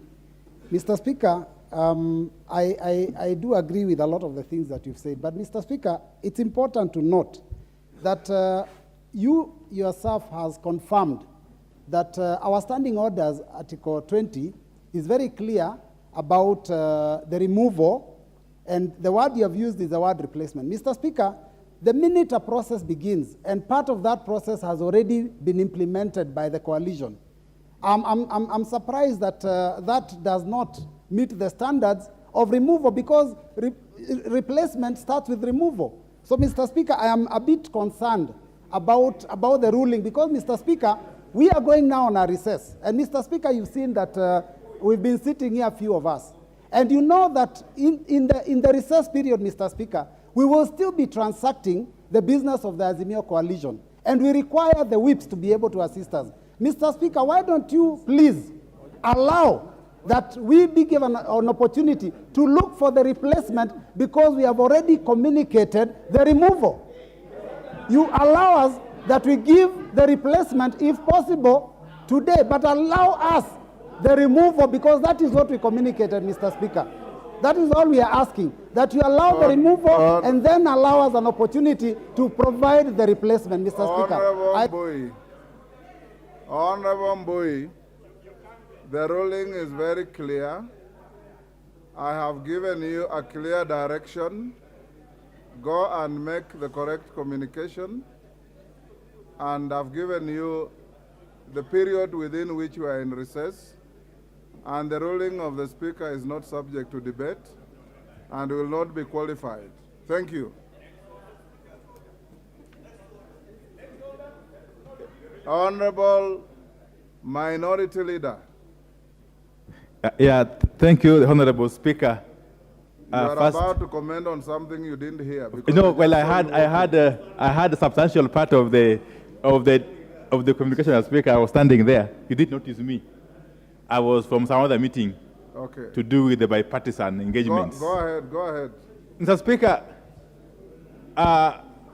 what the gist of your ruling has got two legs. One, if I heard you correctly, is that... You have a duty to hear me correctly. Yes, is that the Azimio coalition needs to go back and put its house in order. That is one. And two, that relax, Honorable Chepkonga. Just relax. And two, is that under the standing order 20. Sorry, there's a point of order from... But I'm on a point of order. Mr. Speaker. Mr. Speaker. No, you are not on a point of order. I just gave you time to speak. Thank you, Mr. Speaker. Mr. Speaker, you know that's why you said the minority leader was not here. So he is seeking to comment on something that he did not hear. Mr. Speaker, what he is saying, you never said. You never said. He says he had 50%. So the other 50% he never had. So he is misleading himself. Secondly, Mr. Speaker, I note my very good friend, Mr. Honorable Umbui, and both of them, Mr. Speaker. I know they are not lawyers. In the strict terms, once a ruling has been given by a court of law, and as you know, Mr. Speaker, you have the powers of that of a high court. Once the high court, once the judge has delivered a ruling, if you are unhappy, Mr. Speaker, you can go and appeal. But there is no appeal here, Mr. Speaker. You cannot sit on an appeal. You cannot sit on an appeal on your ruling, Mr. Speaker. You are right. Mr. Speaker, you are a very respectable lawyer. You should not allow anybody to comment on your ruling at all. In fact, you should rule them out of order. Mr. Speaker, this will be the first one in the Commonwealth where the ruling of a speaker has been appealed on and the speaker himself is sitting on an appeal. Mr. Speaker, it doesn't happen. In the common law, it doesn't happen. Order, honorable members. The honorable Chepkonga is right, but I've given Honorable Wandai. I believe that you are not challenging the ruling. Neither are you. You know, Mr. Speaker. Yes. I have been in this house now. This is my third term. The Honorable Chepkonga had the misfortune of missing the last term, so he needs to relax. Mr. Speaker. Yes. My point was. Make your point. My point was that on the second matter of my communication to you with regard to the replacement of the deputy minority whip not being complete. The Speaker, with all due respect, we have a difficulty agreeing with that position. But be that as it may, the Speaker, that as it may, the Speaker, once we initiate the process of replacement of our deputy minority whip, understanding Order 20A, it would have been advisable that you confirm first the removal of the Honorable Sabina Chege to give us opportunity to make her replacement form. Order, Honorable Wandai. Order. Take your seat, please. The ruling has been very clear. It needs no interpretation. The wording of the standing order is plain English. It talks of replacement. Your letter talks of removal. Removal is not replacement. Replacement is to take out one and put in the other. I have said that very clearly. And your right to do that has not been taken away. And you will not be engaged in either analyzing, that you can do out there in the coffee shop, but not on the floor. Analyzing the ruling of the Speaker, that is not allowed under standing orders. Challenging the ruling of the Speaker, that is not allowed. And in any case, you have said you only had part of it. I'll avail the whole of it to you to read and understand it, and then you can make your comment. You can write to me if you wish. Majority Leader. Thank you, Honorable Speaker, and let me begin by congratulating you on that otherwise Solomonic ruling. Honorable Speaker, it's clear that as much, Honorable Speaker, that you are not in this House when we enacted these standing orders, Honorable Speaker. If I can allow those walking out to do so quietly.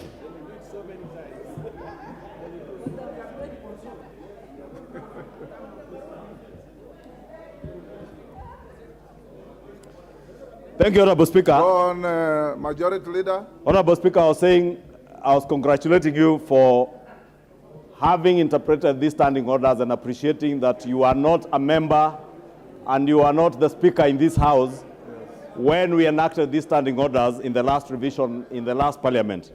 But Honorable Speaker, as you've said, Standing Order 20A4 is quite clear that a decision of parliamentary party replacing its whip or deputy whip shall be communicated to the Speaker in writing. And indeed, Honorable Speaker, that is the right interpretation.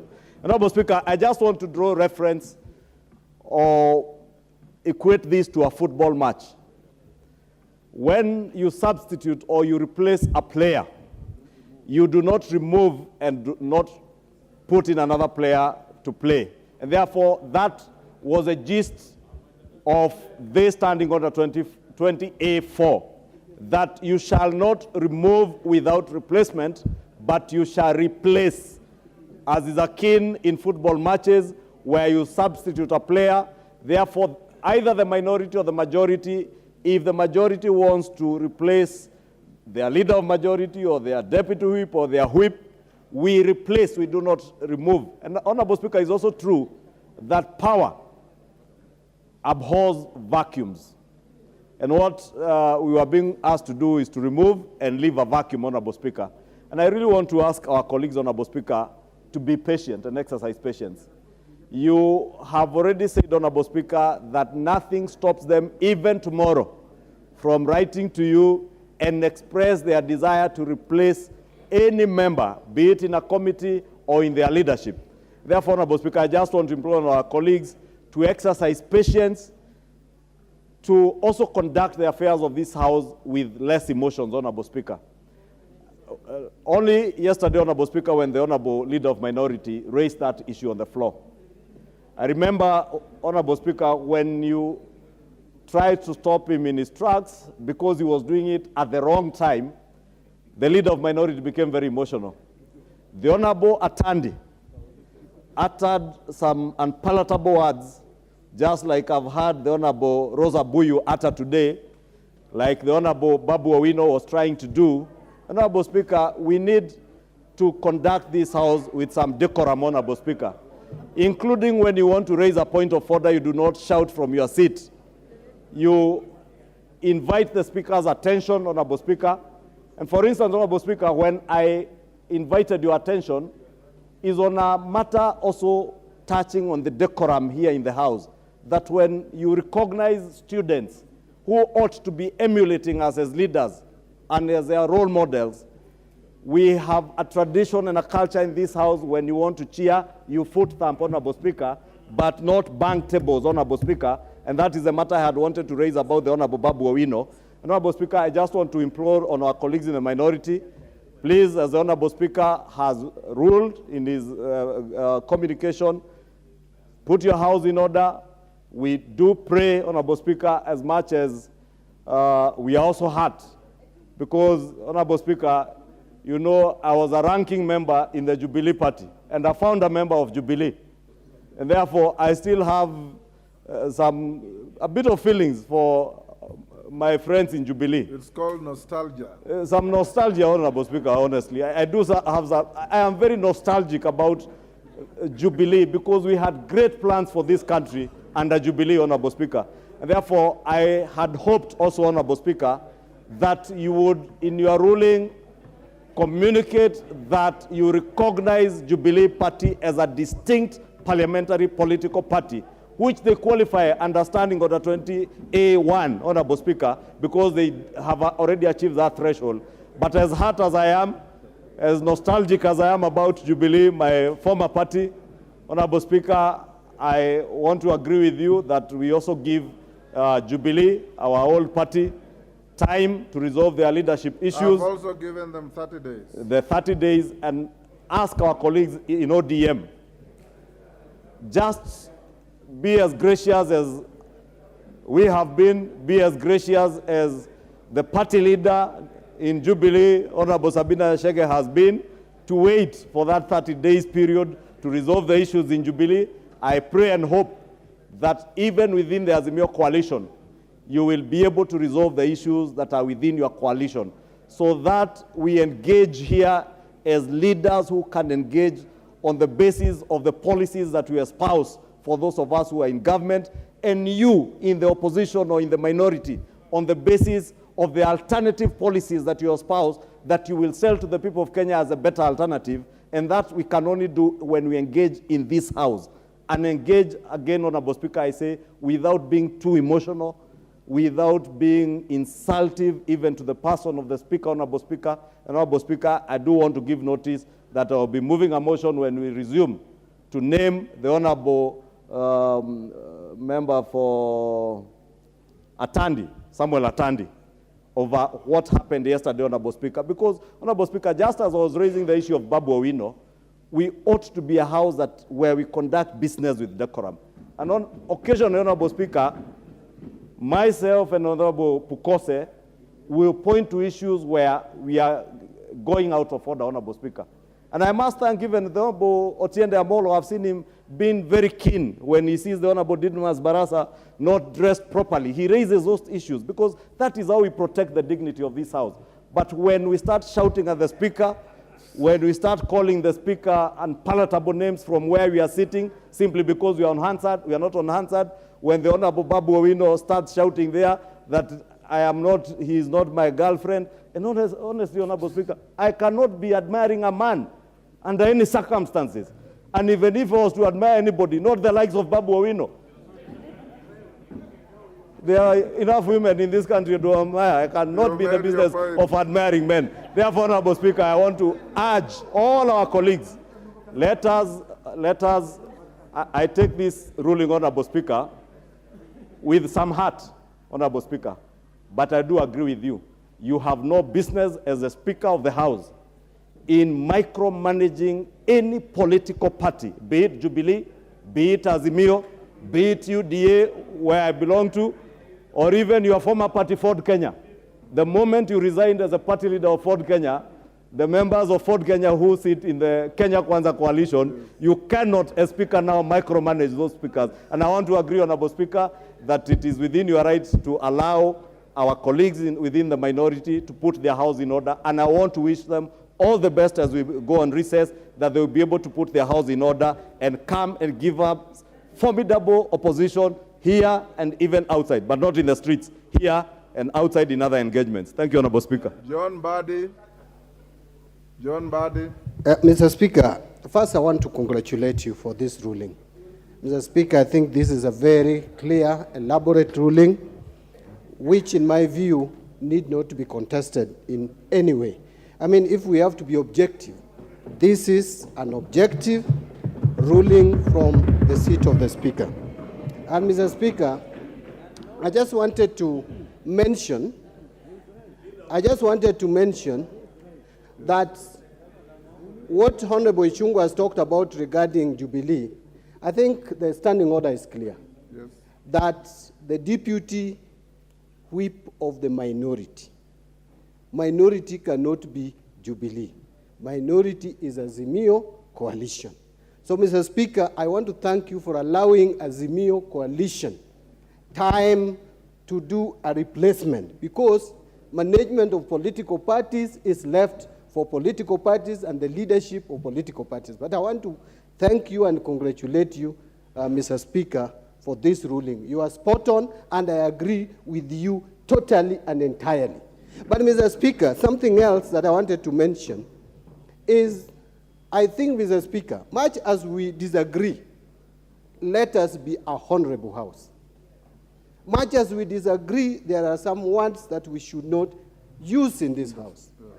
It should not be allowed, whether from the majority or from the minority side. We need to respect ourselves first, because there are some words, when you use them here, it's a clear indication of lack of respect to self. Yes. And I would not want to participate or sit in a house where people don't respect themselves. So, Mr. Speaker, I think it is high time that you become a little bit harsh as the chair. Because, Mr. Speaker, in the absence of that, then clearly, we lose it as a House. And, Mr. Speaker, whether it came from this side or that side, it is equally bad. So, and majority leader and minority leader, kindly lead us with, please show the example to all of us. Show us example by first behaving with decorum. Then the rest of us will follow. But sometimes, Mr. Speaker, the problem I have with my friend, Kimani Ichung'wah, and you know he's a young man, he's far much younger than me, and is my friend, and I've been mentoring him, but sometimes he veers off the rail. He is now my leader in the House, but he knows that I'm his leader. I came here before he came. I went to school before him. I became an accountant before him.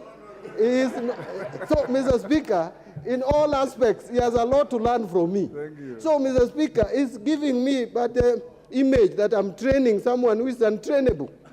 I have been training the majority leader for a very long time. I want him to lead this House, Mr. Speaker, on a serious matter. You lead this House. You are the majority leader of the National Assembly of the Republic of Kenya, including those of us who are in the minority. You are the leader. In fact, you are second in command to the Speaker in this House.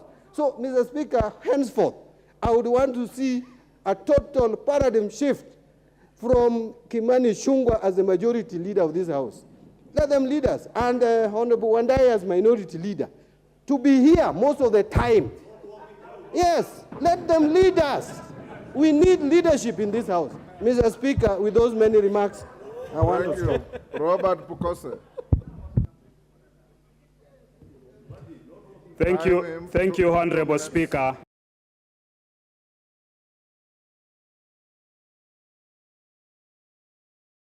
Based on past practices in this House, normally once a Speaker has delivered a ruling, you cannot be able to appeal directly, but you're allowed to make some comments. Yes. And in these comments, Honorable Speaker, I expected the minority leader to be magnanimous enough, agree with your ruling, and be able to even stay in this House to listen, because in the first place, he did not listen even the first part of the Speaker's ruling. He was not even in touch with what the Speaker had ruled. And after making his comments, and I think Honorable Mbadi, in the first parliament, we used to have Chakoyo Midiwo here, and Honorable Chakoyo Midiwo would sit throughout all the rulings. Then you came in the 12th parliament, and you would sit here and listen to all the rulings, and you'll even discuss across with Honorable Duale and consult. That is actually a missing link that we are now observing in this House, where the minority leader is too emotional. You know, we need this House to be sober. We need this House, we need leadership from also him as a leader of the minority. He's the leader of the alternative government in the House. And therefore, he's not just carrying his own personal emotions, because for the past, he's been making here comments that are almost personal. Yes. That should not be the case. So, Honorable Speaker, those are my observations, and I think we need to learn from each other and respect each side of the House. Thank you. Lillian Kogo. I'll give you. Thank you so much, Honorable Speaker. And the ruling which you have made, Honorable Speaker, is facts on sheet. You've talked about wordings that are on the standing orders that guide this House. So it implores all of us to listen. And as has already been said by those who have spoken ahead of me, Honorable Speaker, this should be a house of order and respect, honor, dignity, an august house. And I had mentioned this earlier, Honorable Speaker, and I like it when ranking member of parliament in the person of the Honorable Mbadi gives his advice as a member to his brother and majority leader. But I also wonder, Honorable Speaker, because more often than not, I realize that the majority speaker has the space to speak whatever time he wishes and on whatever matter and for whatever length of time. But it is sad, Honorable Speaker, that the majority leader speaks on anything and everything. Scarcity creates value. How I wish that on certain matters, the Honorable Ichung'wah would go without mentioning names of members as the majority leader. Because you're dealing with members of parliament who are also politicians. And when they are adversely mentioned in the House, Honorable Speaker, they are bound to answer. And this is what creates chaos. If we would have our majority leader and our minority leader sit together, I think this House would take better direction in terms of its debate and our responsibilities to the nation. I thank you, Speaker. Morogara. Thank you very much, Mr. Speaker. Have a minute each, please. Mr. Speaker, allow me to laud your ruling. I have listened to it carefully, to every word you have actually pronounced, and I got to say I was in agreement fully, in all matters of fact and in all matters of law. We cannot appeal against that ruling. I doubt whether we can even seek a review unless there are cogent grounds upon which we can do so. When it comes to decorum of the House, it is vitally important that we actually sustain the dignity of the House at all times. Of late, we have had members who are actually shouting unprintables across the aisle. And this is dangerous. It must be discouraged, because at all times, we must preserve your seat. You are the seat of parliament. Okay, Kainan.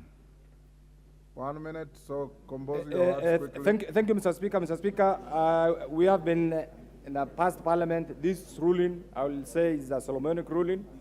I may not agree with every bit of it, because as Jubilee, we expected you to declare as a parliamentary party. I've given you 30 days. But you have given us 30 days. Yes. That 30 days, and I want to apply to the mind of my good friend, the Honorable Wandai, that 30 days does not apply to Jubilee alone. Even Azimio must put its house in order, and Jubilee is one of the constituency parties that Azimio or ODM, by that extension, will not be allowed to dominate. Mr. Speaker, what I want to say is this. The reason why we are called August House is because this is a house of respect. This is a house of tolerance. This is a house of traditions. And therefore, each one of us must subscribe to this very tenet and respect the office of the Speaker. You have done something unprecedented. This is the first time I'm seeing the decision of the Speaker being discussed. I hope this is not going to lead us to something else that is going to be unprecedented. And finally, what I want to say is this.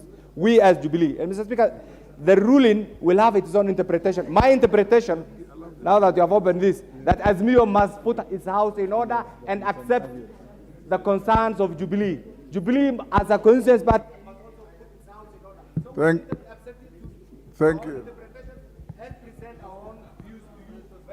Thank you. Thank you. Honorable members, I want us to end here so that we go to other business. I just want to echo the words of Honorable Mbadi and the seniors in this house, Kainan, Mbadi,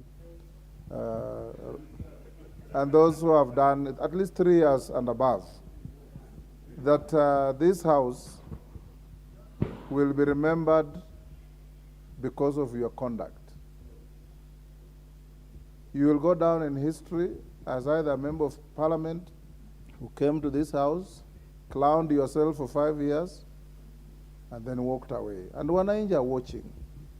I want to encourage the seniors from this side, particularly Honorable Mbande, Honorable Otienda Amolo, senior lawyer, implore upon your leadership to give a little more time to the house and to give a little more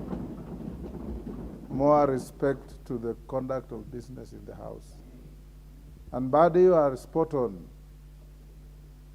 I stand here as a father figure to many, many of you because of the longevity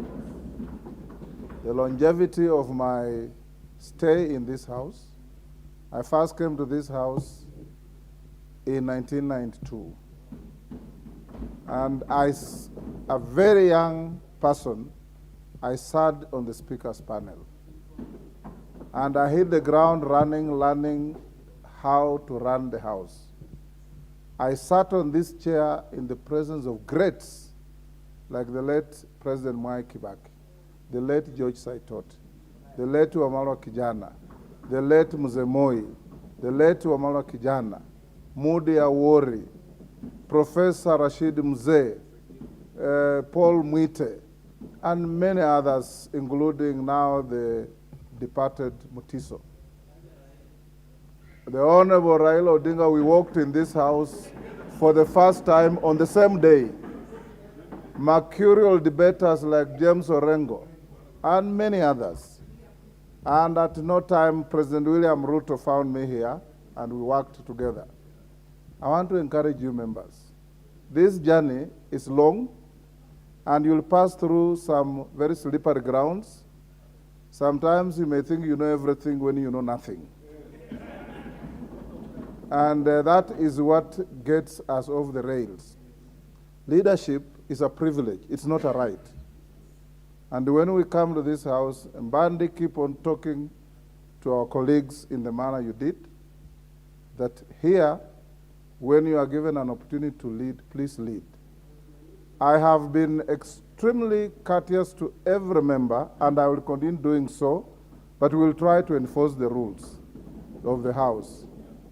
There are 3-4 members I have noted who are taking for granted the magnanimity of the chair, and that is not right.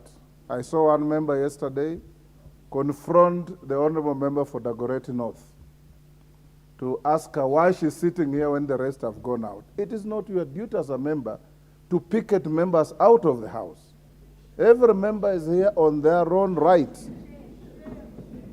Honorable Otienda Molo is here to represent the people of Rarieda, and that responsibility is not shared, unless he wants to share it himself. Because at the end of the day, you answer questions to the people who cast the vote for you. And I want to encourage us that the length we have been here, even if we are slow at learning, we learned something. And it's good to listen when we tell you what to do. I'll administer this house without any fear or favor and with absolute fairness. We want a house that everybody out there looks at in admiration. That's why you have a host of students who come here sitting in the gallery. When your students who are your children sit up there and hear the words that the Honorable Babu Wino uttered here on the floor, they shudder. They shudder. And I want to encourage Honorable Mbadi, Honorable Otienda Molo, Honorable Kainan, you are the seniors. Talk to these young colleagues and tell them that sometimes you may be quick to answer, quick to speak, but the good book of the Lord, the Bible says, always be quick to listen and slow to answer. You will be able to get away with many things. Next order. Kaluma, I'm told you are also senior. Order number that. And I acknowledge that. Next order. Order number 13, motion. General debate on the proposal to Parliament to consider amending the Constitution and the standing orders.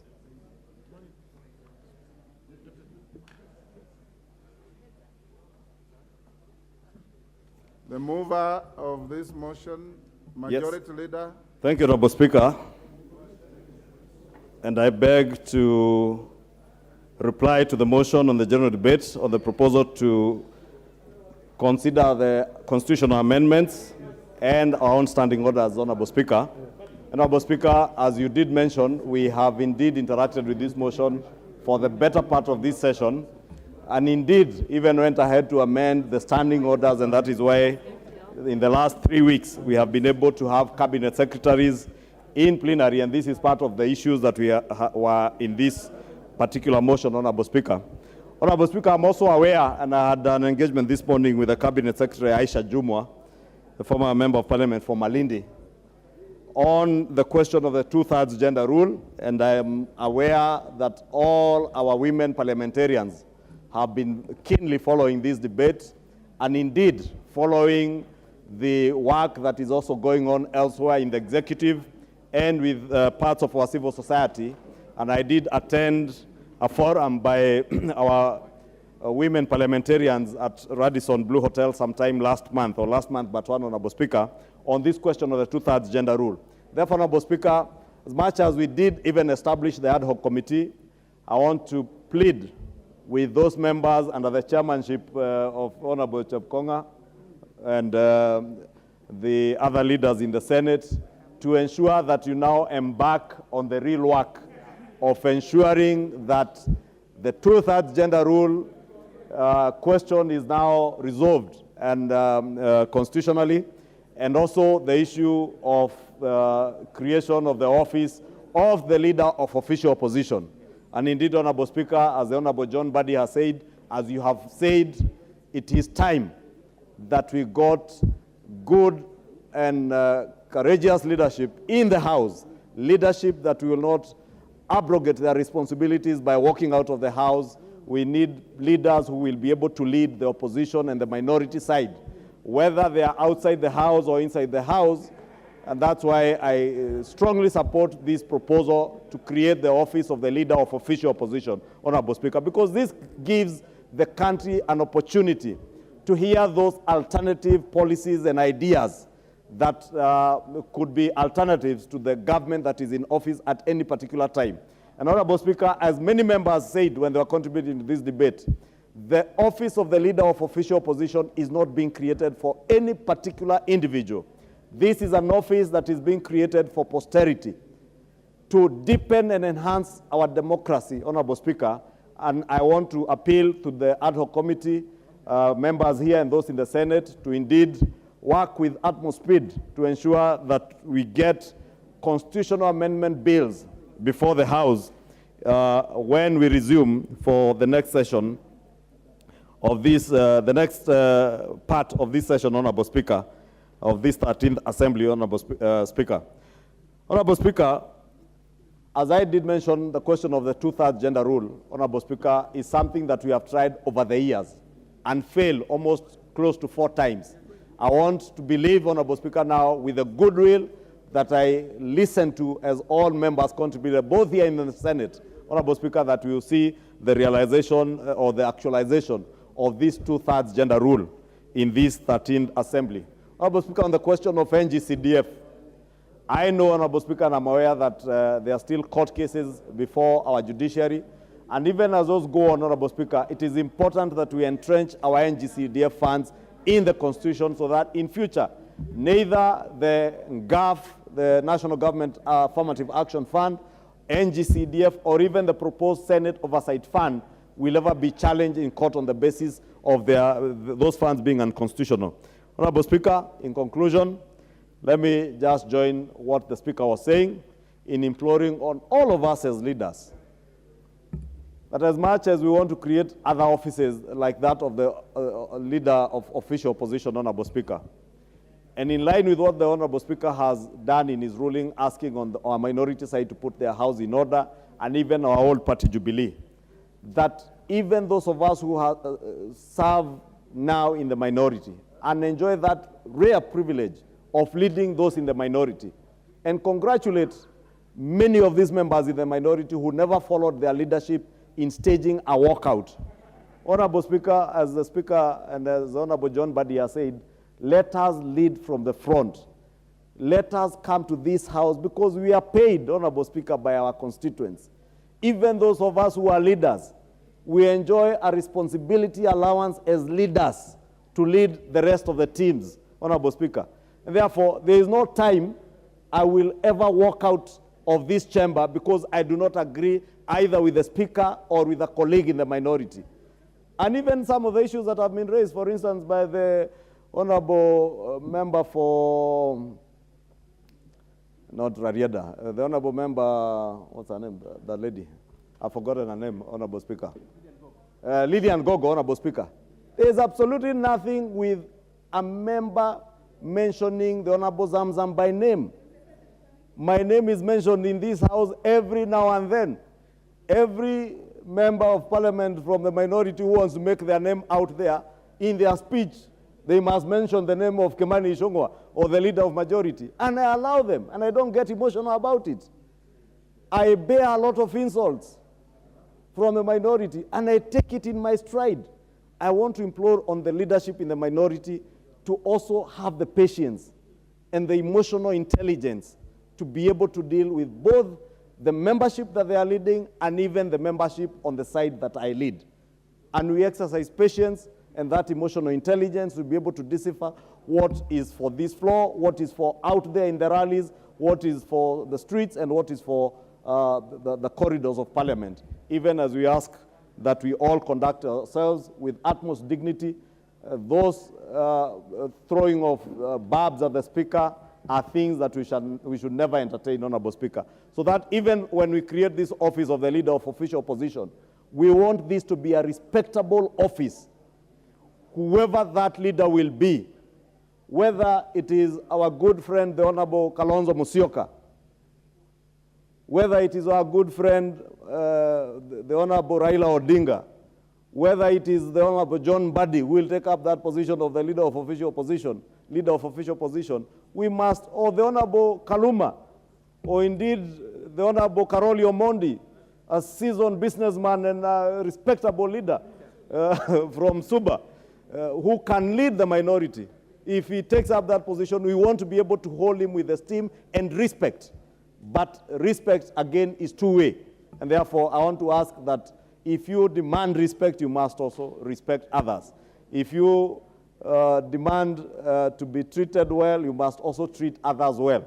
And therefore, I want to pray that as we conclude this debate on this motion, as I reply, Honorable Speaker, we will have time during the recess to have the ad hoc committee. The Honorable Chepkonga did inform me that they are scheduled to sit today.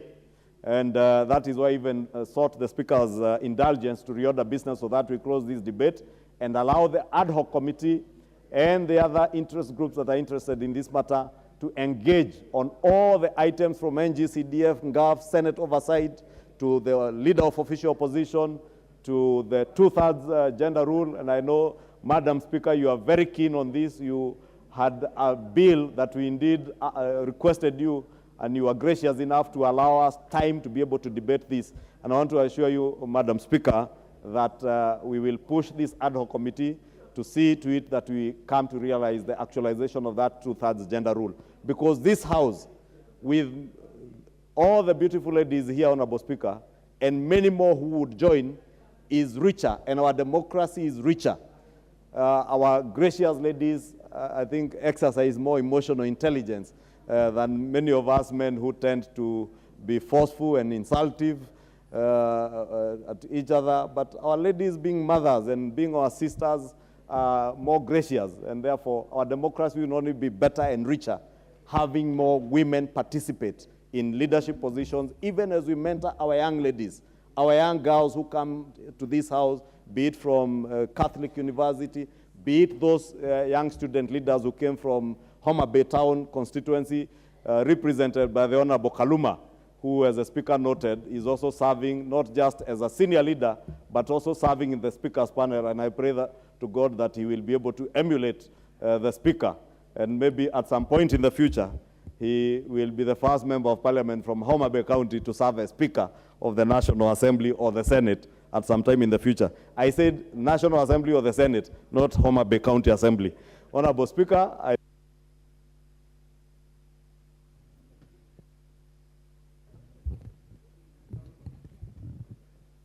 We'll put the question at the later time. So let's move to the next order.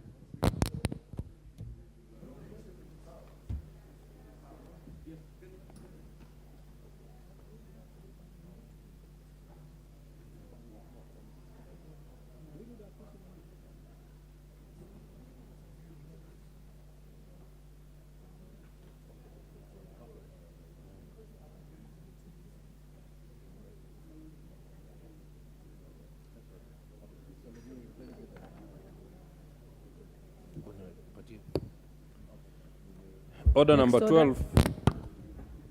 Order number 12, motion, consideration of the reports of the Auditor General on the financial statements for the National Government Constituencies Development Fund for 26 constituencies.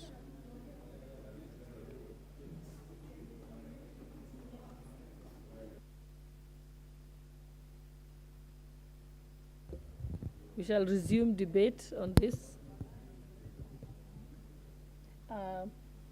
The Honorable Joseph Makilap, member for Baringo North. Not there. The Honorable John Kiarie, member for Dagoretti.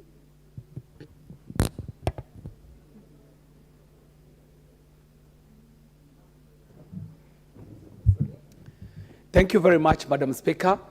I was very keen to speak to an earlier issue, but the matter on the floor is of concern to every member of parliament. And the issue of CDF is a matter I would like to put my voice to, because, Madam Speaker, any member here will tell you the import of this fund called National Government NGCDF. And in fact, if there is any one thing that this House should do, this House should actually take up CDF to the level of CDF 2.0. It is the Honorable Karue who brought up a fund that has become a spectacle in this country, and even internationally. People are recognizing that there is a way that you can devolve funds to the farthest part of the country and it becomes effective. Madam Speaker, in the life of this parliament, we must seek to see how we can bring up CDF to a level where it becomes a leading light even for the people who are running counties, Madam Speaker. Madam Speaker, juxtaposition has been done over and over again that if you go to your constituency and you compare the amount of monies that are coming to your constituency in terms of CDF and compare the same in terms of the monies that come to the constituency through devolved funds in the county, Madam Speaker, it is like heaven and hell. It is like day and night, Madam Speaker. So, Madam Speaker, I do want to imagine that this House shall take advantage of the matter that has been brought to the House to not only debate it as a miscellaneous amendment, but when we get to the third reading, Madam Speaker, for us to put in good bills that will bring us to CDF 2.0, where we not only establish it in the law, but also build it up in terms of the monies that are allocated as a percentage to the national budget, so that, Madam Speaker, this good fund can keep doing the good things that it does in the constituencies. I do appreciate this opportunity, Madam Speaker, and I do support. Point of order. Yes, what's your point of order, Honorable Okello?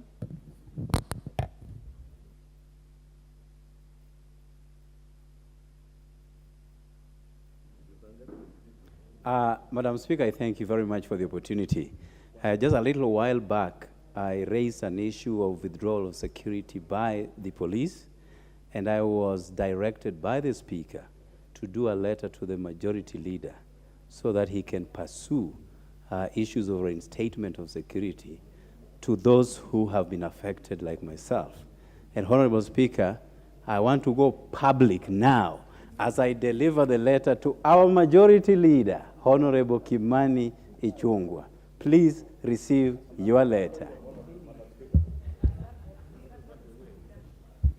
What's your point of order, Majority Leader? A point of order is not a point of order. Honorable Speaker, I know I appreciate the Honorable Jared Okello, is it Okello?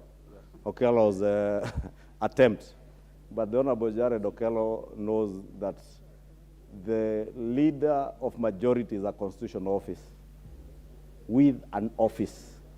And therefore, these theatrics and drama are truly unnecessary in the House, Honorable Speaker, and I want to request that you do order him completely out of order, and if he has letters or parcels to deliver them to my office, to the office of the leader of majority, and it will be duly attended to.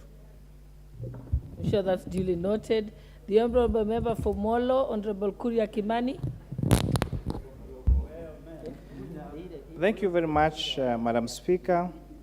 I stand here to support the general debate on the proposal to Parliament to consider on the issue of the report by NGCDF, the audit report as per our standing orders. Honorable Speaker, I have stated at the floor of this House that I am a product of NGCDF. The Madam Speaker, when I cleared my class 8 at Mwange Buchige Primary School in Mukinyai and got admitted to join a national school, my grandfather who brought me up could not afford to pay school fees for me for the school that I was admitted to go. And as a result, Madam Speaker, I found myself at Kieni Secondary School, a mixed-day secondary school at Kirengero, Subukia in Subukia constituency. Madam Speaker, even with that admission to a district day mixed secondary school, we couldn't still afford the school fees for that school. My villagers had to do a fundraise, and I remember one social, we call her Social Virginia, who really contributed her everything because she didn't have a child of her own to take me to school.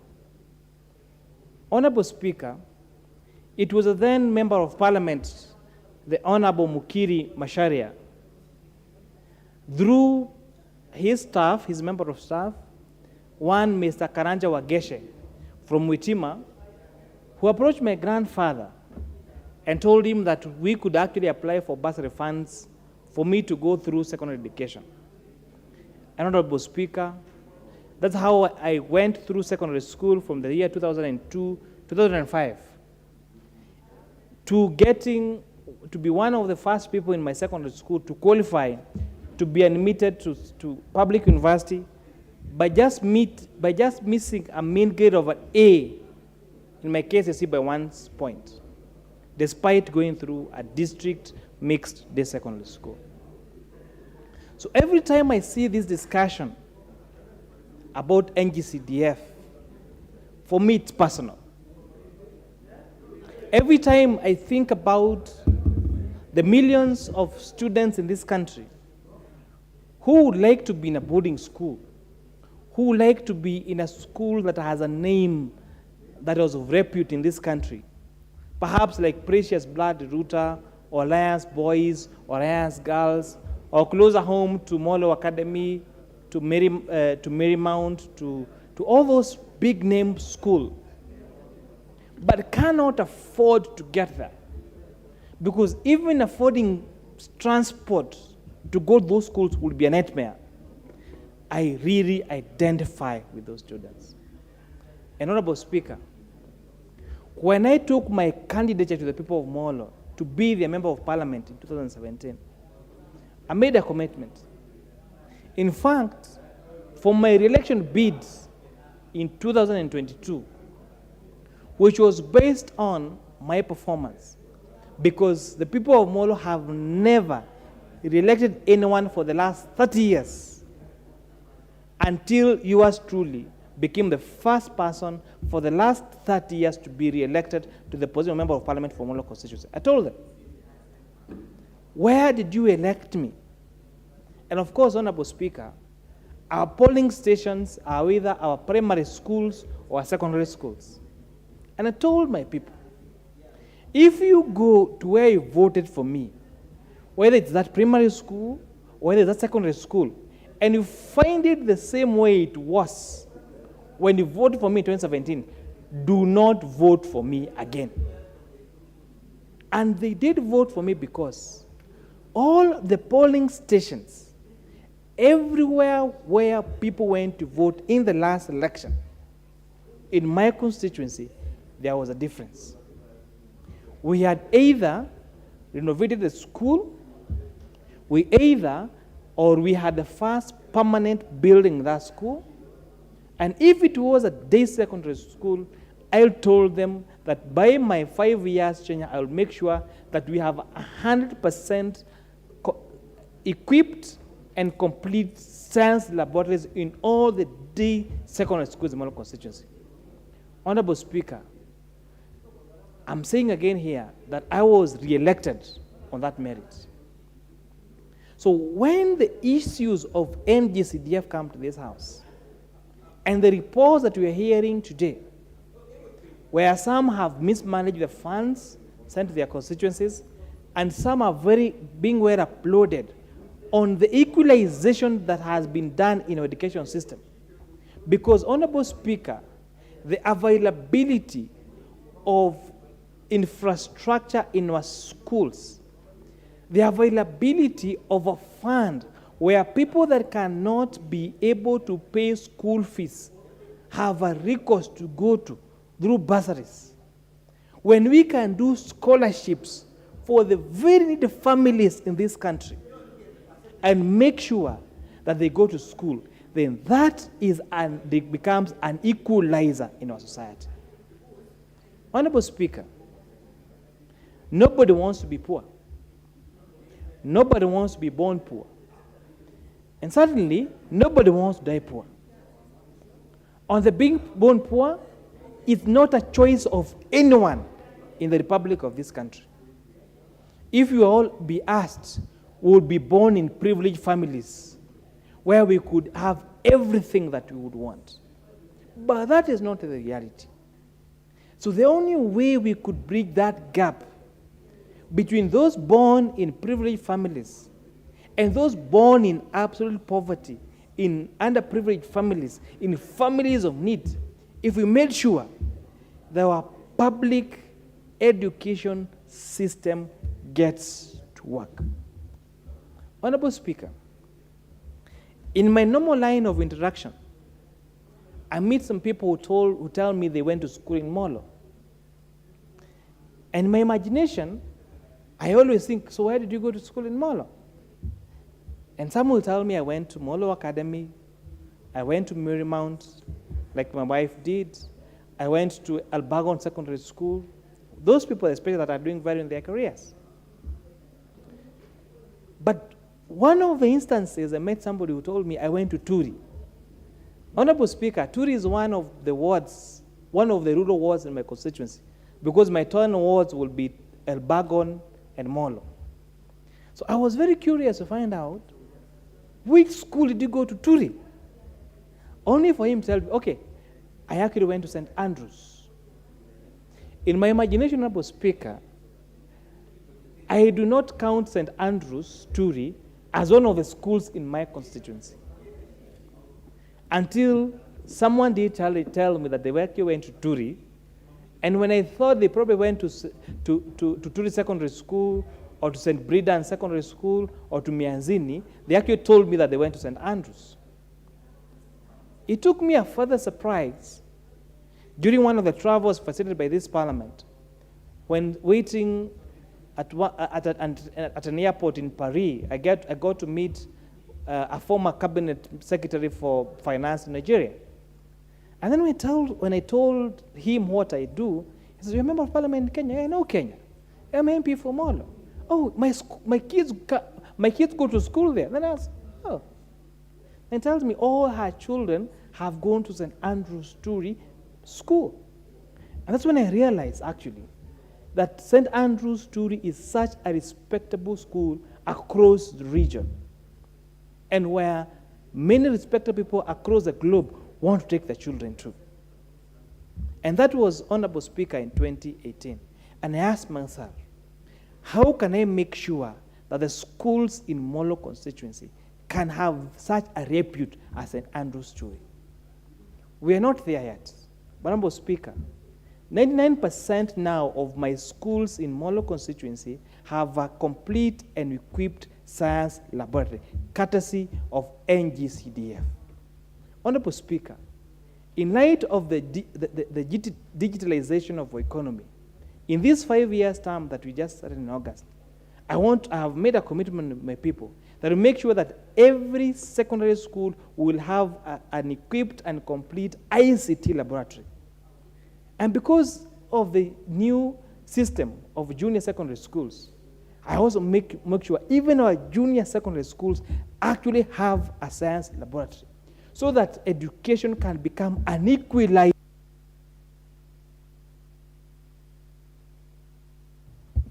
Thank you. The Honorable Professor Phyllis Bartow, member for Moiben. No, she's not here. Her card is okay. The Honorable John Gitonga, member for Manyata. Okay, the Honorable Mugambi.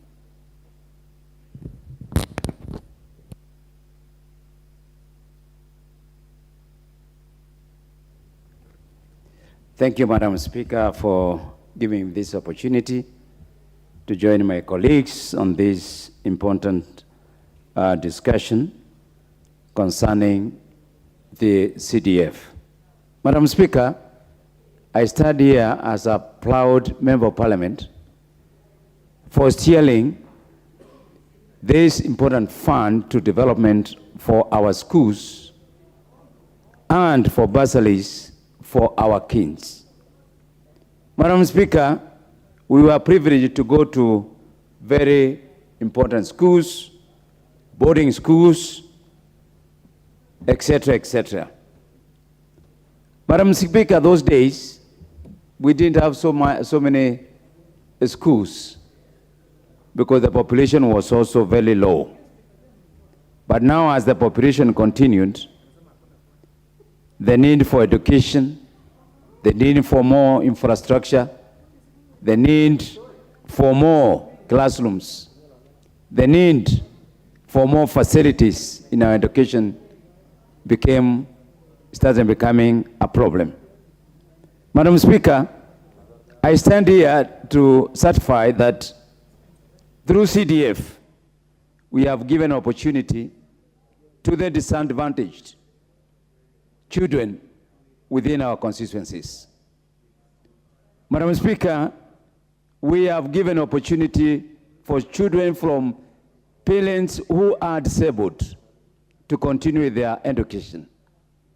We have given opportunity through CDF, orphans, single mothers, children from very poor families, an opportunity to study because of the bursary they get from CDF. Madam Speaker, it is through education that we will be able to create equality between the rich and the poor. Madam Speaker,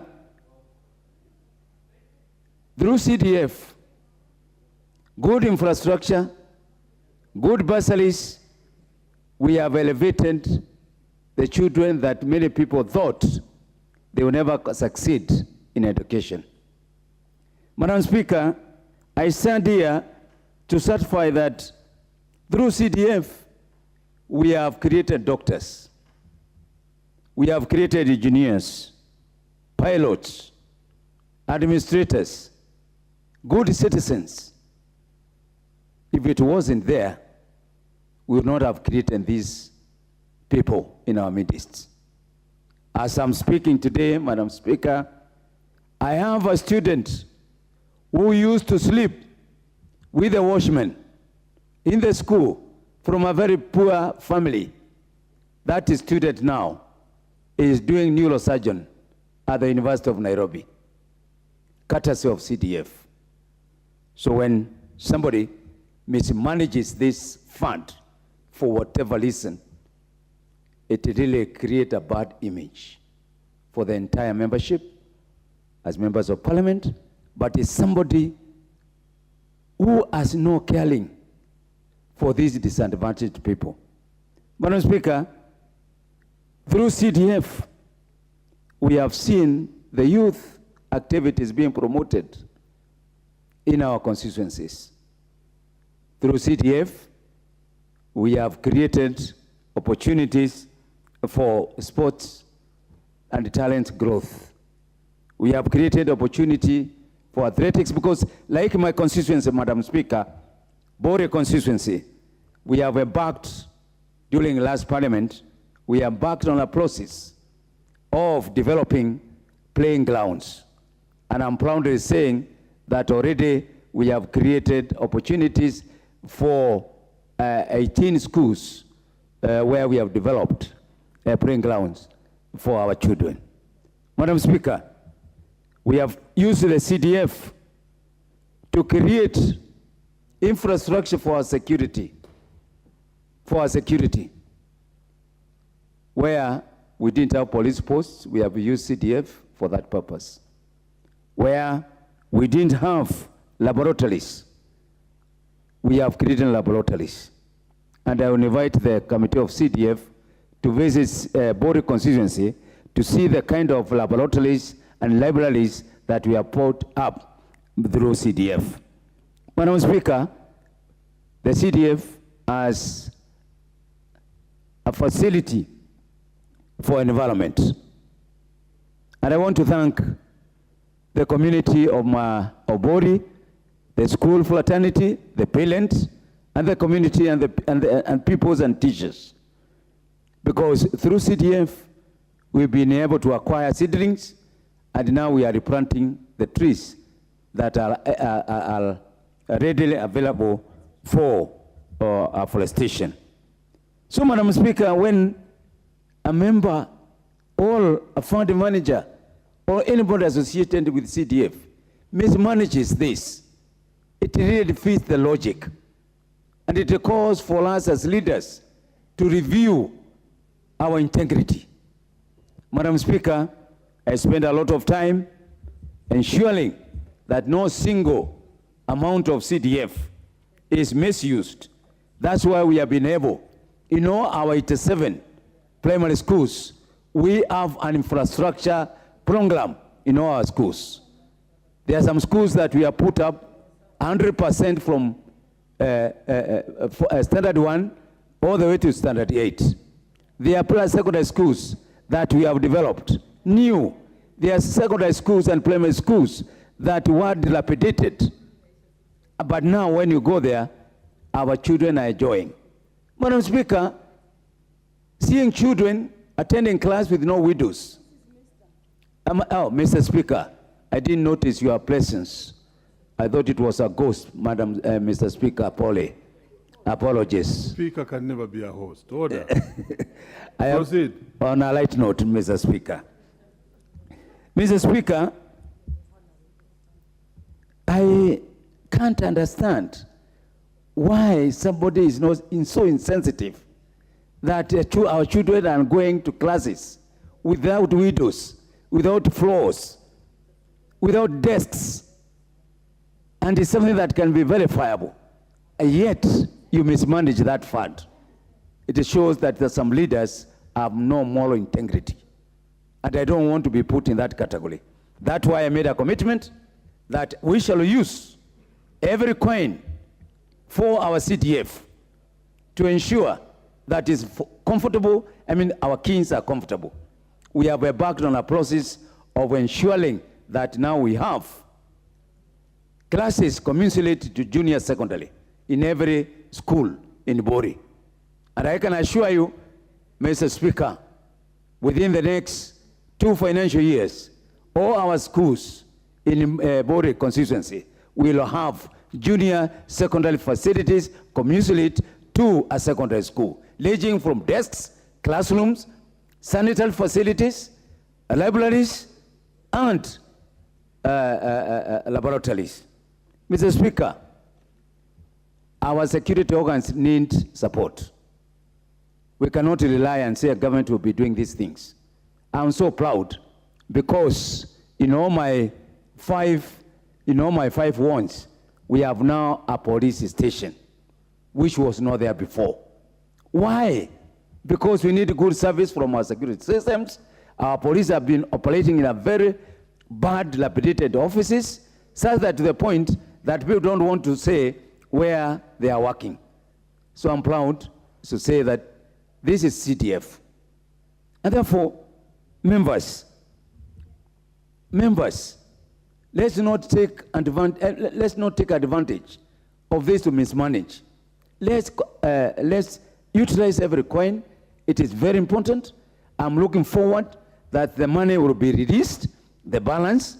I think on average all the constituencies have about 100 million shillings for this financial year.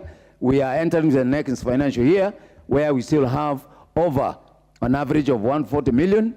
So, Mr. Speaker, I think once that money comes, you'll see more wonders on CDF.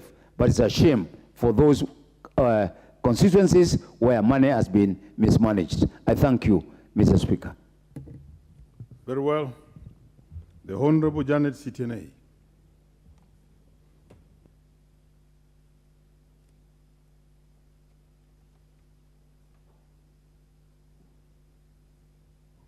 Thank you.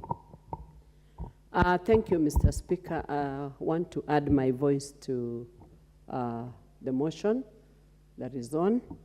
Mr. Speaker, I am one MP that has really, my people have really benefited with the NGCDF fund. And I want to say it is one fund that has helped many people, especially from poor backgrounds, to go to school, to go to colleges, and earn a living after that. It is one fund that needs to really be enhanced to be able to support our constituencies and support our families to improve their livelihoods.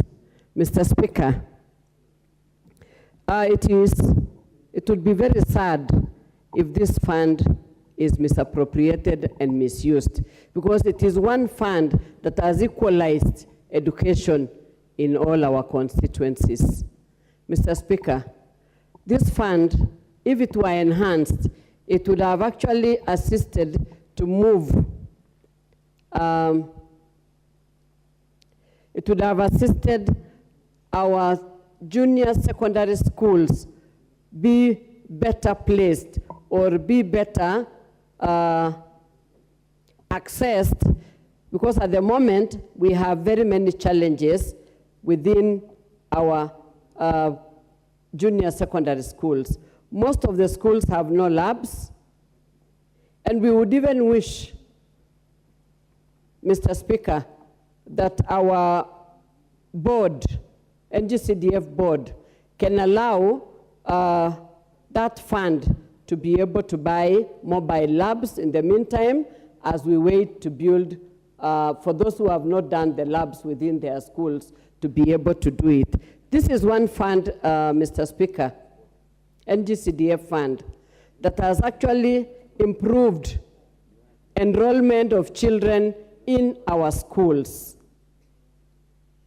And Mr. Speaker, I want to put this, that this NGCDF fund has actually been felt within our communities. One, it supports the very needy, women, the widows, who have children and have nobody else to support them. The CDF fund, through the bursaries, have really helped them. The CDF fund has also helped to support those people who are old and have no earning to be able. Order. The honorable member who has just crossed the floor and has been crossing the floor severally, a portion of this afternoon, the House spared under the chairmanship of the Speaker to talk about order in this House. Could you go back and do the orderly thing? Just go back. You may proceed, Honorable Member. Thank you, Mr. Speaker. I was just saying this fund has also been able to support people who have had challenges in terms of being able to pay NHIF fund. We have been able to identify very needy homes and supported them through the Social Security Fund, which is provided for in the CDF Act. And therefore, I want to say categorically that this is one fund that we would not take it lightly. We would only want to enhance it so that we can be able to support and reach out to very many people. Apart from improving enrollment, it has also been able to improve the mean grade in our schools, because once we have the children going to school every day through provision of bursaries, then our mean scores in our schools have also improved. Mr. Speaker, some of those constituencies that we find still having classrooms without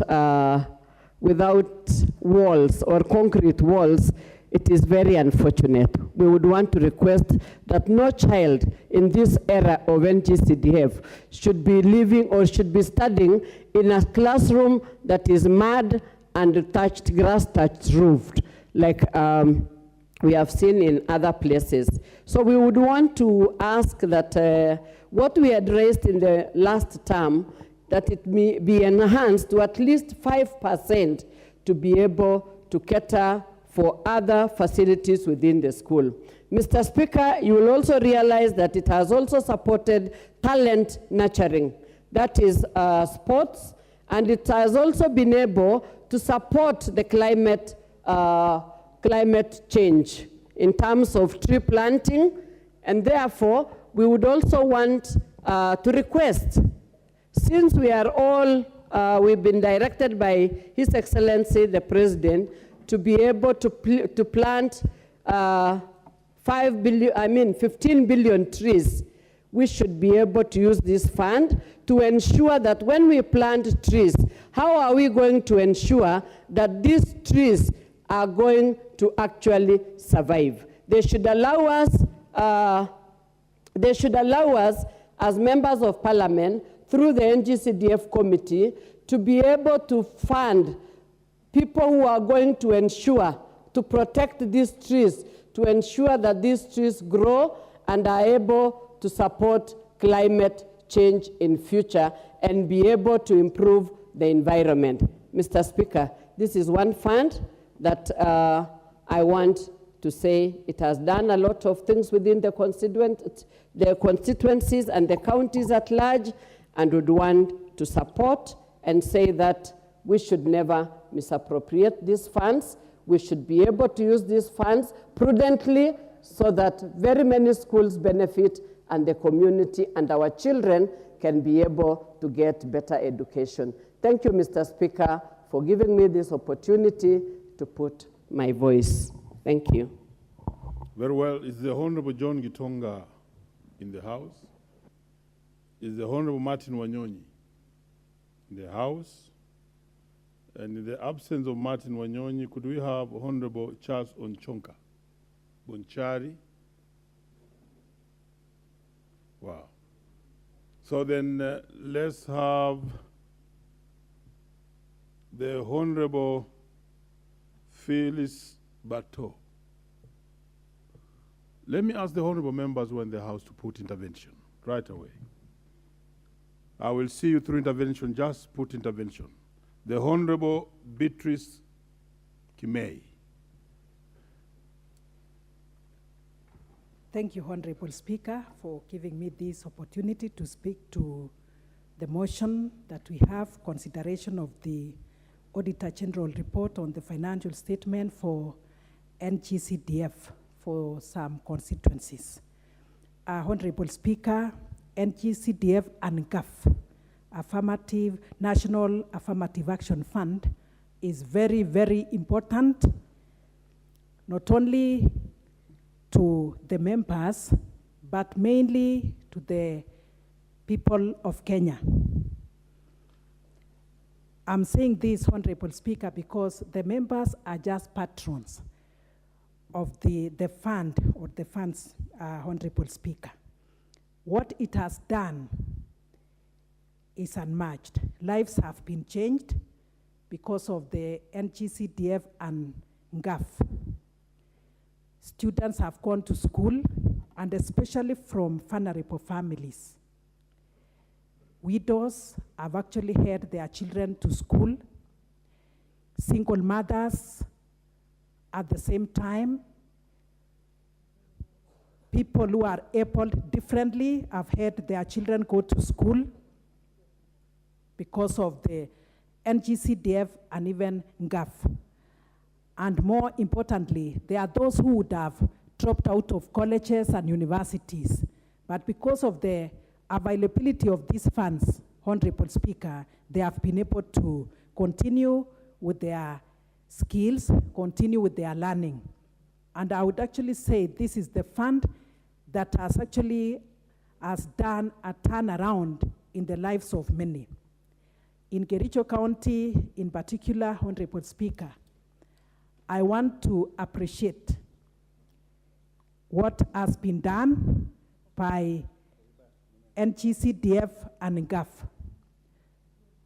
Infrastructure has been developed in schools. We also have the tea-buying centers, which have been improved. So when it comes to GAF, Honorable Speaker, empowerment of youth, women, and people living with disability has actually happened. Honorable Speaker, I have an initiative that is called Usawa Kwa Wote. This is where we have very, very humble families getting support from GAF. Recently, Honorable Speaker, through GAF, those very vulnerable families were able to receive fertilizers and maize seeds, and especially to plant during this season. And now they are happy, though it did not reach everybody, Honorable Speaker. The 1,000 families who benefited from the same appreciate, and this will go hand in hand with ensuring that we have food security. Honorable Speaker, value addition is one of the areas that and GAF and of course NGCDF has supported. In terms of agriculture, where we have coffee, tea, the vulnerable families have been able to receive, and I want to believe that in the near future, they will have a source of income. Honorable Speaker, I would actually say that NGCDF and GAF has given hope to the hopeless. Those who didn't know what to do next, there is hope through this and initiative that is coming from the government.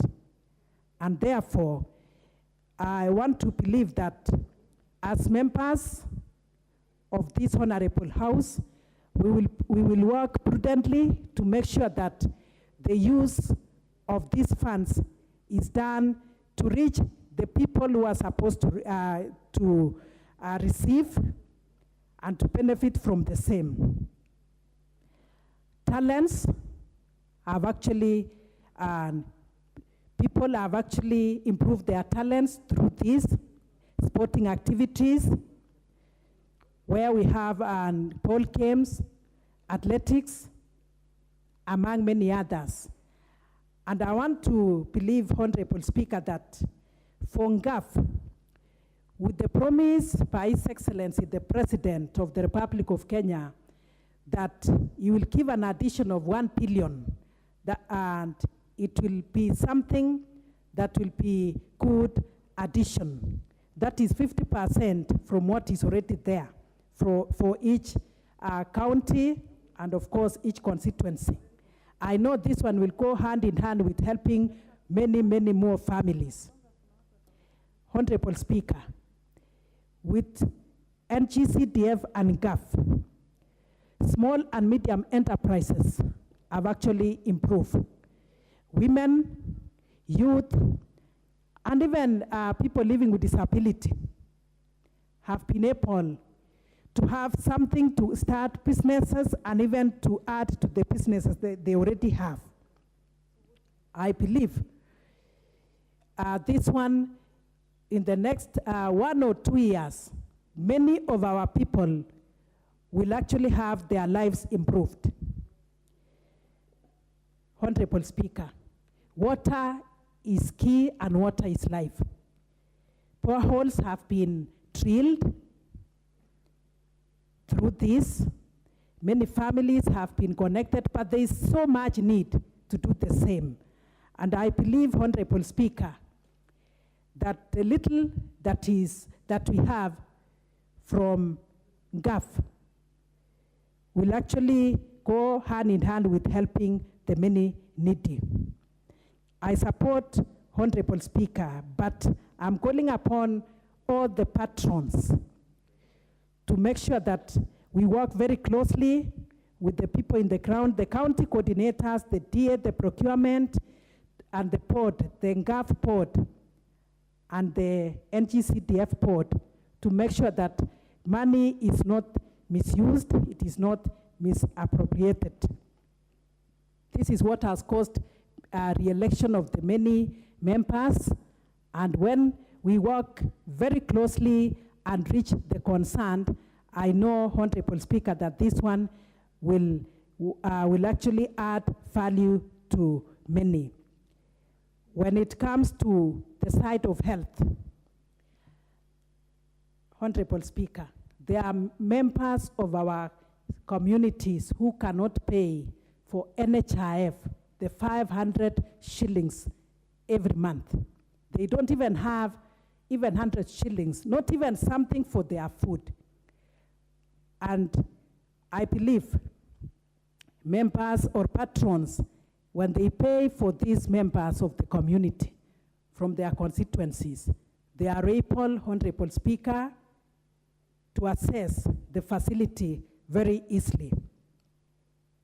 And I pray that it should be added, the NGCDF and GAF, and when this is done, more and more families will be able to benefit from the same. So I really want to support this and to say that more NGCDF, more GAF will lead to more members of the communities assessing the fund, and more support is actually needed. And with this, I support. Thank you, Honorable Speaker. The Honorable Wilberforce Oundo, MP Funyula.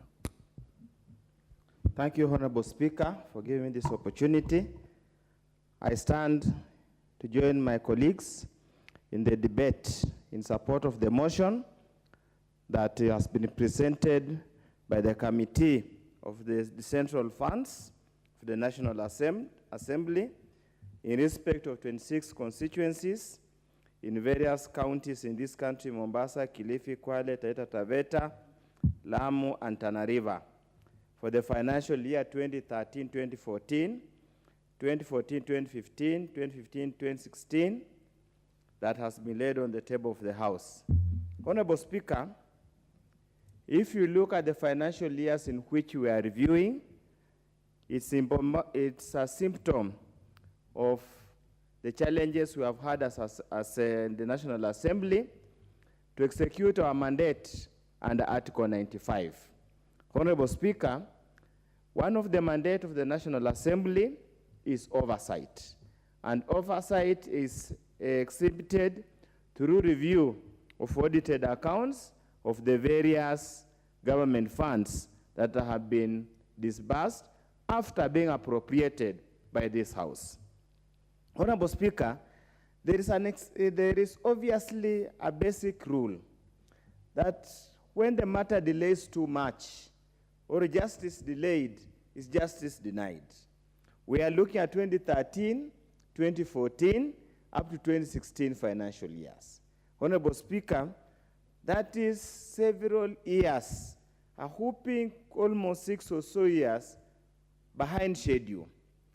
Even if there was a misappropriation, even if there was some kind of unprofessional misconduct, Honorable Speaker, it becomes extremely difficult to bring the persons who are in charge to account for their misdeeds, for their misbehavior, for their acts of commission and omission. And therefore, it's my rallying call to the Central Fund Accounts Committee, and I'm glad the chair is here with us today, to find mechanisms to ensure that all the constituency accounts are audited or they have reviewed by the committee and presented to the National Assembly for debate, review, and adoption, so that at any given time we are up to date in respect of our mandate as members of the National Assembly. 6 years down the line, Honorable Speaker, even if there was misappropriation, the high turnover rate of the fund account managers becomes practically impossible to assess whether there was a value for money or not. I therefore call upon the National Assembly to accord the committee the necessary facilitation, the necessary resources, both financial and manpower, and technical manpower, to ensure that they review these reports and bring them to book. Honorable Speaker, It's also important for us, the National Assembly, we dispense of these accounts, because the normal narrative that's peddled outside there by the media, by misinformed the civil society, and many other busybodies, is as if the members of parliament are the managers of these accounts. That's far from the truth. Honorable Speaker, the persons charged with accounting for this money is the fund account manager, the district accountant, and the constituent fund accounts committee, in totality with the CEO of the board. Members of parliament are not signatories anywhere. Members of parliament do not make any direct decisions in how the funds are utilized. So I want to urge the fourth estate, the media so to speak, that when they report, let them report objectively, knowing who are the people responsible for any misuse and for any misappropriation of public funds. Honorable Speaker, and I find this is a malady that affects even our colleagues here. They still have the mentality that the alpha and the omega of the CDF fund. Members of parliament have no role to play at all in day-to-day management of the fund. Therefore, any audit queries that are raised here, we do it through an oversight, and indeed you are at liberty to summon the CDFC committee plus the fund account manager to ask them to brief you on why there is a qualified report or whatever report in respect of any constituency. I want to ask my colleagues to desist tying themselves around the hip with the CDF, because whenever something goes wrong, the media will pick it up and the courts will always use it to frustrate the national government CDF committee. That said and done, Honorable Speaker, the impact of CDF cannot be gainsaid. What CDF has done to this country since it was enacted in 2003 is something that if we had developed this principle and discarded this funny thing called Harambe, this country would have gone very many years. Honorable Speaker, me and you and many colleagues here are invited in many churches to undertake Harambes to build churches. But you go back after 6 months or 1 year, they have invited somebody else to conduct a Harambe to undertake the same work that we are supposed to do. That's what we are simply, the conclusion is so simple. The inference is so simple that Harambe spirit, as noble as it was at the beginning of this country, lost its meaning along the way, and therefore that's why it was apt for us to bring the country to initiate the CDF approach that has helped to transform infrastructure. When it was able to do everything under the sun, you would find most water projects in constituencies were initiated by CDF. Many health facilities were initiated by CDF. Many economic empowerment programs were initiated by CDF. After the 2010 Constitution, Honorable Speaker, the only visible development you can see in a constituency that you go are those that have been built or funded and supervised by NG-CDF. And that also brings into question, devolution was always supposed to be improve the livelihood and welfare of the people of Kenya. Many all over, wherever you go, many Kenyans will ask you, what happened to the devolved fund that comes through the counties? What happened? We want to urge the governors and the county assemblies who oversight the governors and the CEC to borrow the model of CDF so that we are able to develop this country equally and fairly and equitably. Honorable Speaker, the debate has now started to rage. 1 man, 1 shilling, 1 vote. When we championed BBI, that the concept was the hallmark, many people demonized us and said BBI is bad. Now they are feeling the pinch, and that's why at any given time, when you legislate for prosperity, not for today, not to sort out today's problems, not for the basics of today, for political expedience of today, because sooner than later, whatever you are saying and whatever statements you are making will come to haunt you as weak as at any given time. It will not take long. Honorable Speaker, schools are opening for second term. GSS is in progress. Many of us know the teething problem of GSS. With the delayed disbursement of funds from National Treasury, it means the challenges we have in GSS will remain with us forever for many, many years to come. It will therefore mean this particular academic year, those boys and girls who don beautiful uniform are wasting their time in classrooms, and that's lost opportunity. We want to urge the National Treasury, for the sake of the children of this country, for the sake of accelerated development of this country, please do all that you can to release the funds so that we are able, constituency committees are able to allocate and expend those funds before the end of the financial year, so the people of Kenya can see value for money. Money is of no use being retained in accounts. Money is of no use being kept somewhere. We want to see rapid development. And Honorable Speaker, all over the world, the government is the biggest spender.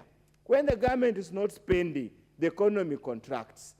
Taxes are not being collected. So it's a paradox that the government does not spend and wants to collect money.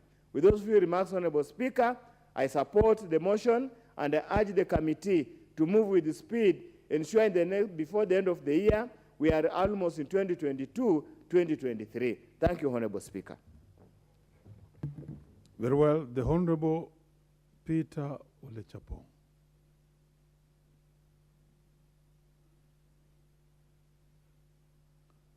Peter Olechakapo. I got the name right. Proceed. Thank you, Honorable Speaker. It is Peter Lochakapong. Very well. So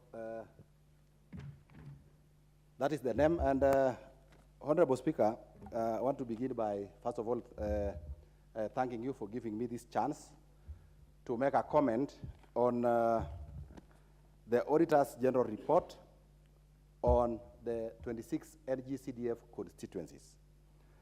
I want to begin by saying that this is an audit report of 2013, 2014, 2014, 2015, about 10 years or 11 years ago. And Honorable Speaker, whatever recommendations are made here, I don't know whether they will be of any value now, given the time that it has taken for these books of accounts to be looked at. However, I just want to say that that aside, NGCDF, the National Government Constituency Development Fund, is a fund that has targeted the lives of many people in this country, and it's a fund that has targeted the lives across the country. And this is one fund that has been decentralized and has effectively assisted communities and assisted Kenyans. I want to say, Honorable Speaker, that some of the recommendations by the committee that I have seen in this report, if they have not been already implemented, I think they should be implemented. One, that fund account managers should be facilitators rather than people who are a hindrance to the performance of the NGCDF. Many a times, they put a lot of roadblocks in implementation of projects. So I want to say that they also need to be given a portion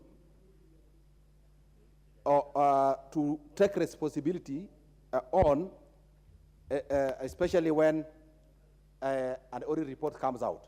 So the fund account managers should take some responsibilities. Now, we have also observed that by the time books were presented to the auditor for audit, certain documents were not failed.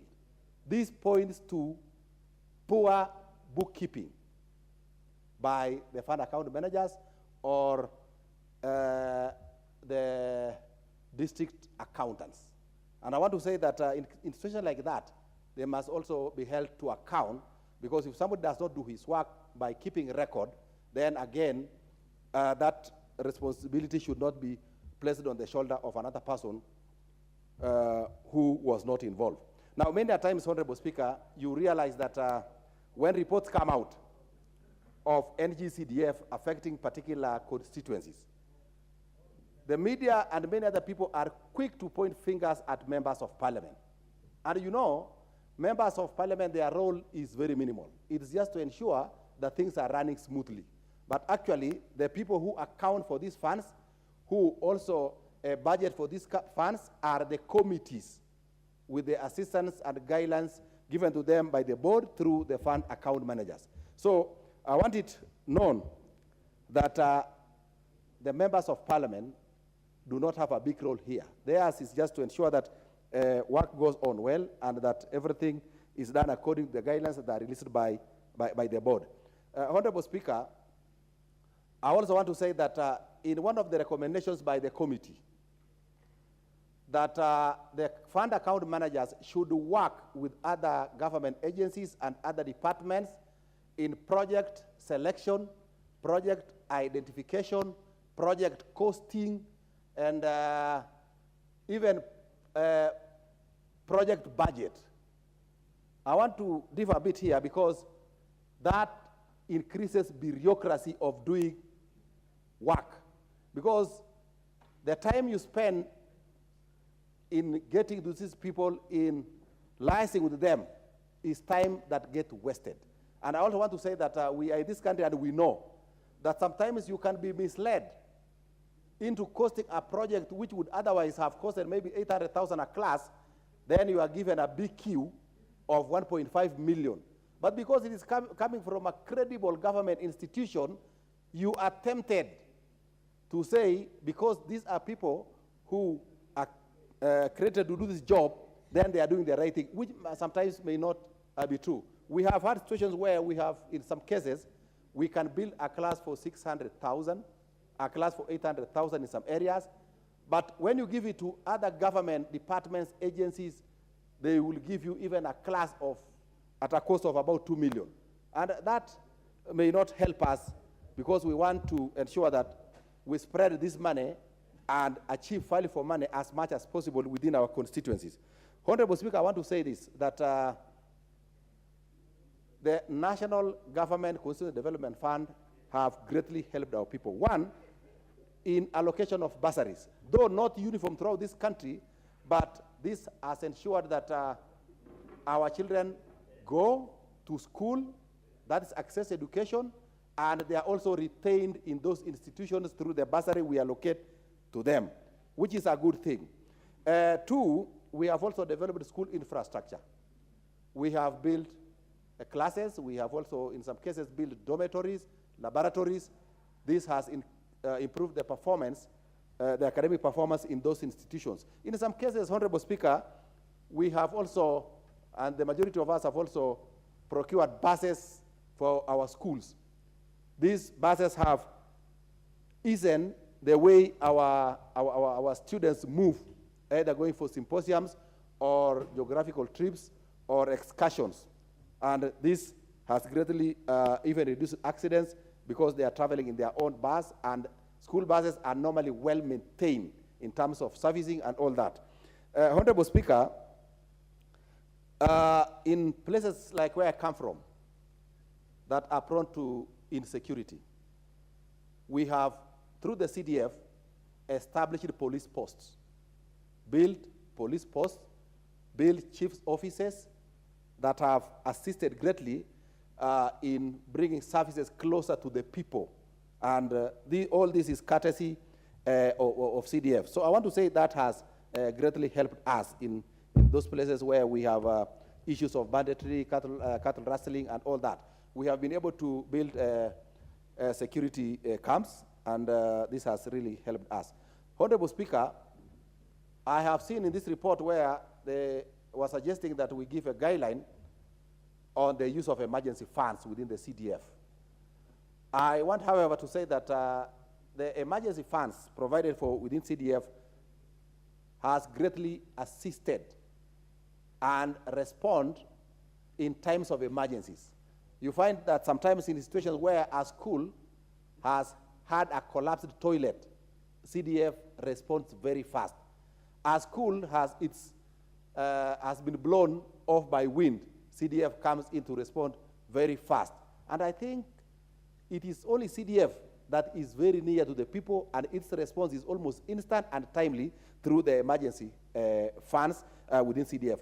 I wanted to say that they should not put a lot of restrictions on these funds, because if that is done, then it will fail to respond in good time and to solve the problem, and therefore it now becomes not an emergency, but just a fund like any other fund that you now take a long process to get. So I want to say that regulations and guidelines on emergencies should be a bit relaxed and should be reduced, so that immediately we have an emergency, then we can, as soon as possible, just respond and help that institution. Honorable Speaker, I want to say that if all of us follow whatever guidelines are given to manage CDF, I think this country will move forward. I want to say that through proper utilization of national government CDF, personally, I have had to be re-elected for a second time in a constituency which otherwise would not elect people for 2 consecutive times. So I want to thank the people of Sigor for this, and of course commit that we are going to prudently manage constituency development fund as we have been doing for the betterment of our people and to improve lives of our people and ensure that as many of our children access education as possible. Thank you very much, Honorable Speaker. I want to support this report. Very well. The whip, I can see you on the list here, but you have already spoken on this. No. The rules of this House don't allow for that. You did very well, and that should suffice. Let's have the veteran legislator, Jane Kihara, MP Naivasha.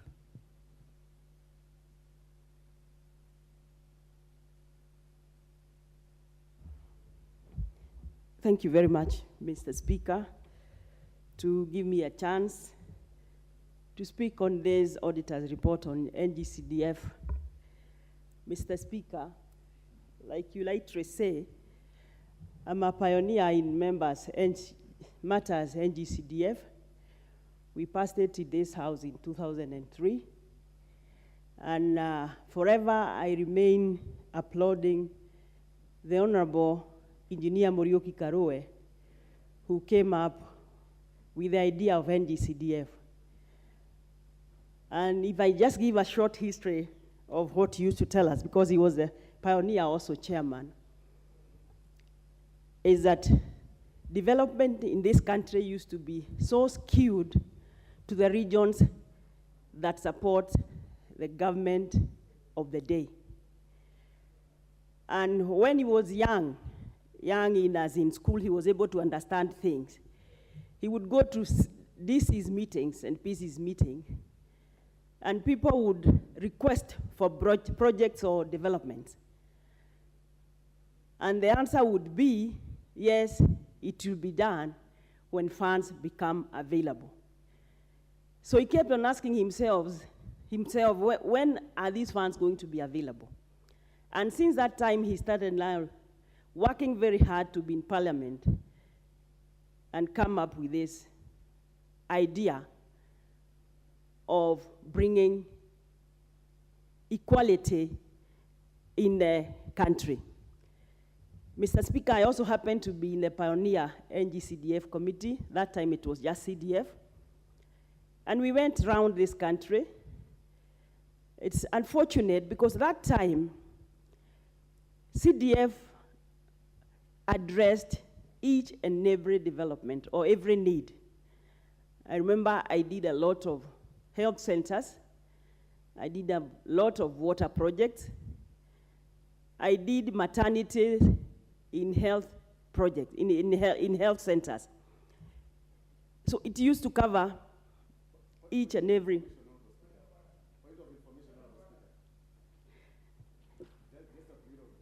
Yes, Honorable Osoro. Is it information or order? Proceed. Honorable Speaker, the member that spoke before Honorable Jane and the Honorable Jane are on record saying that they did using the funds. Yet we all know that NGCDF is not directly, under the account of honorable members. We only oversight. We are actually patrons. So when a honorable member says, I did this and this, I mean, members of the public will imagine that possibly we draw this amount of money from our accounts and then go and build the classrooms. We only oversight, and I just wanted to inform Honorable Jane, our roles are limited to Article 95, oversighting the funds, and that is what we do. Thank you, Honorable Speaker.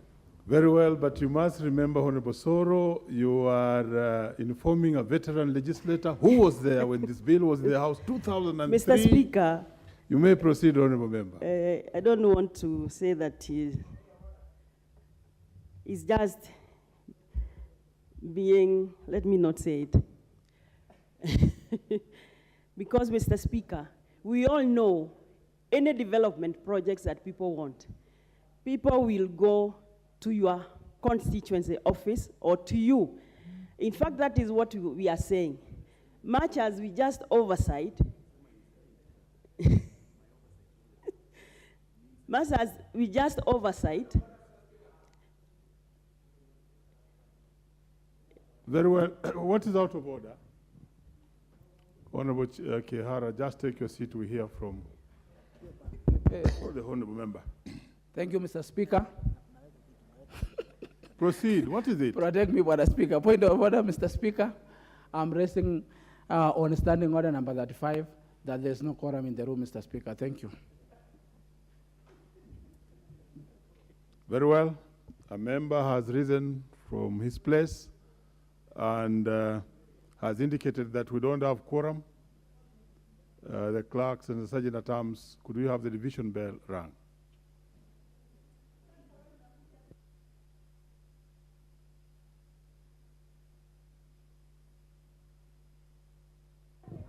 The division bell.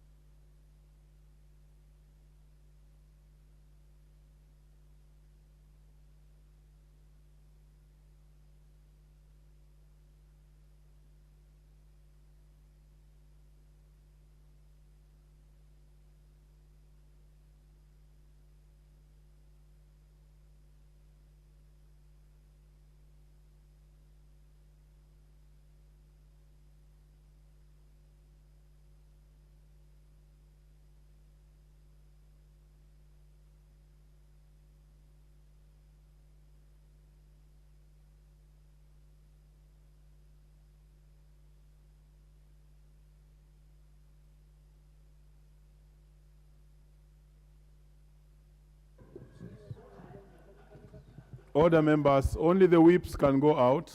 No member is allowed to walk out of the house now, except the whips.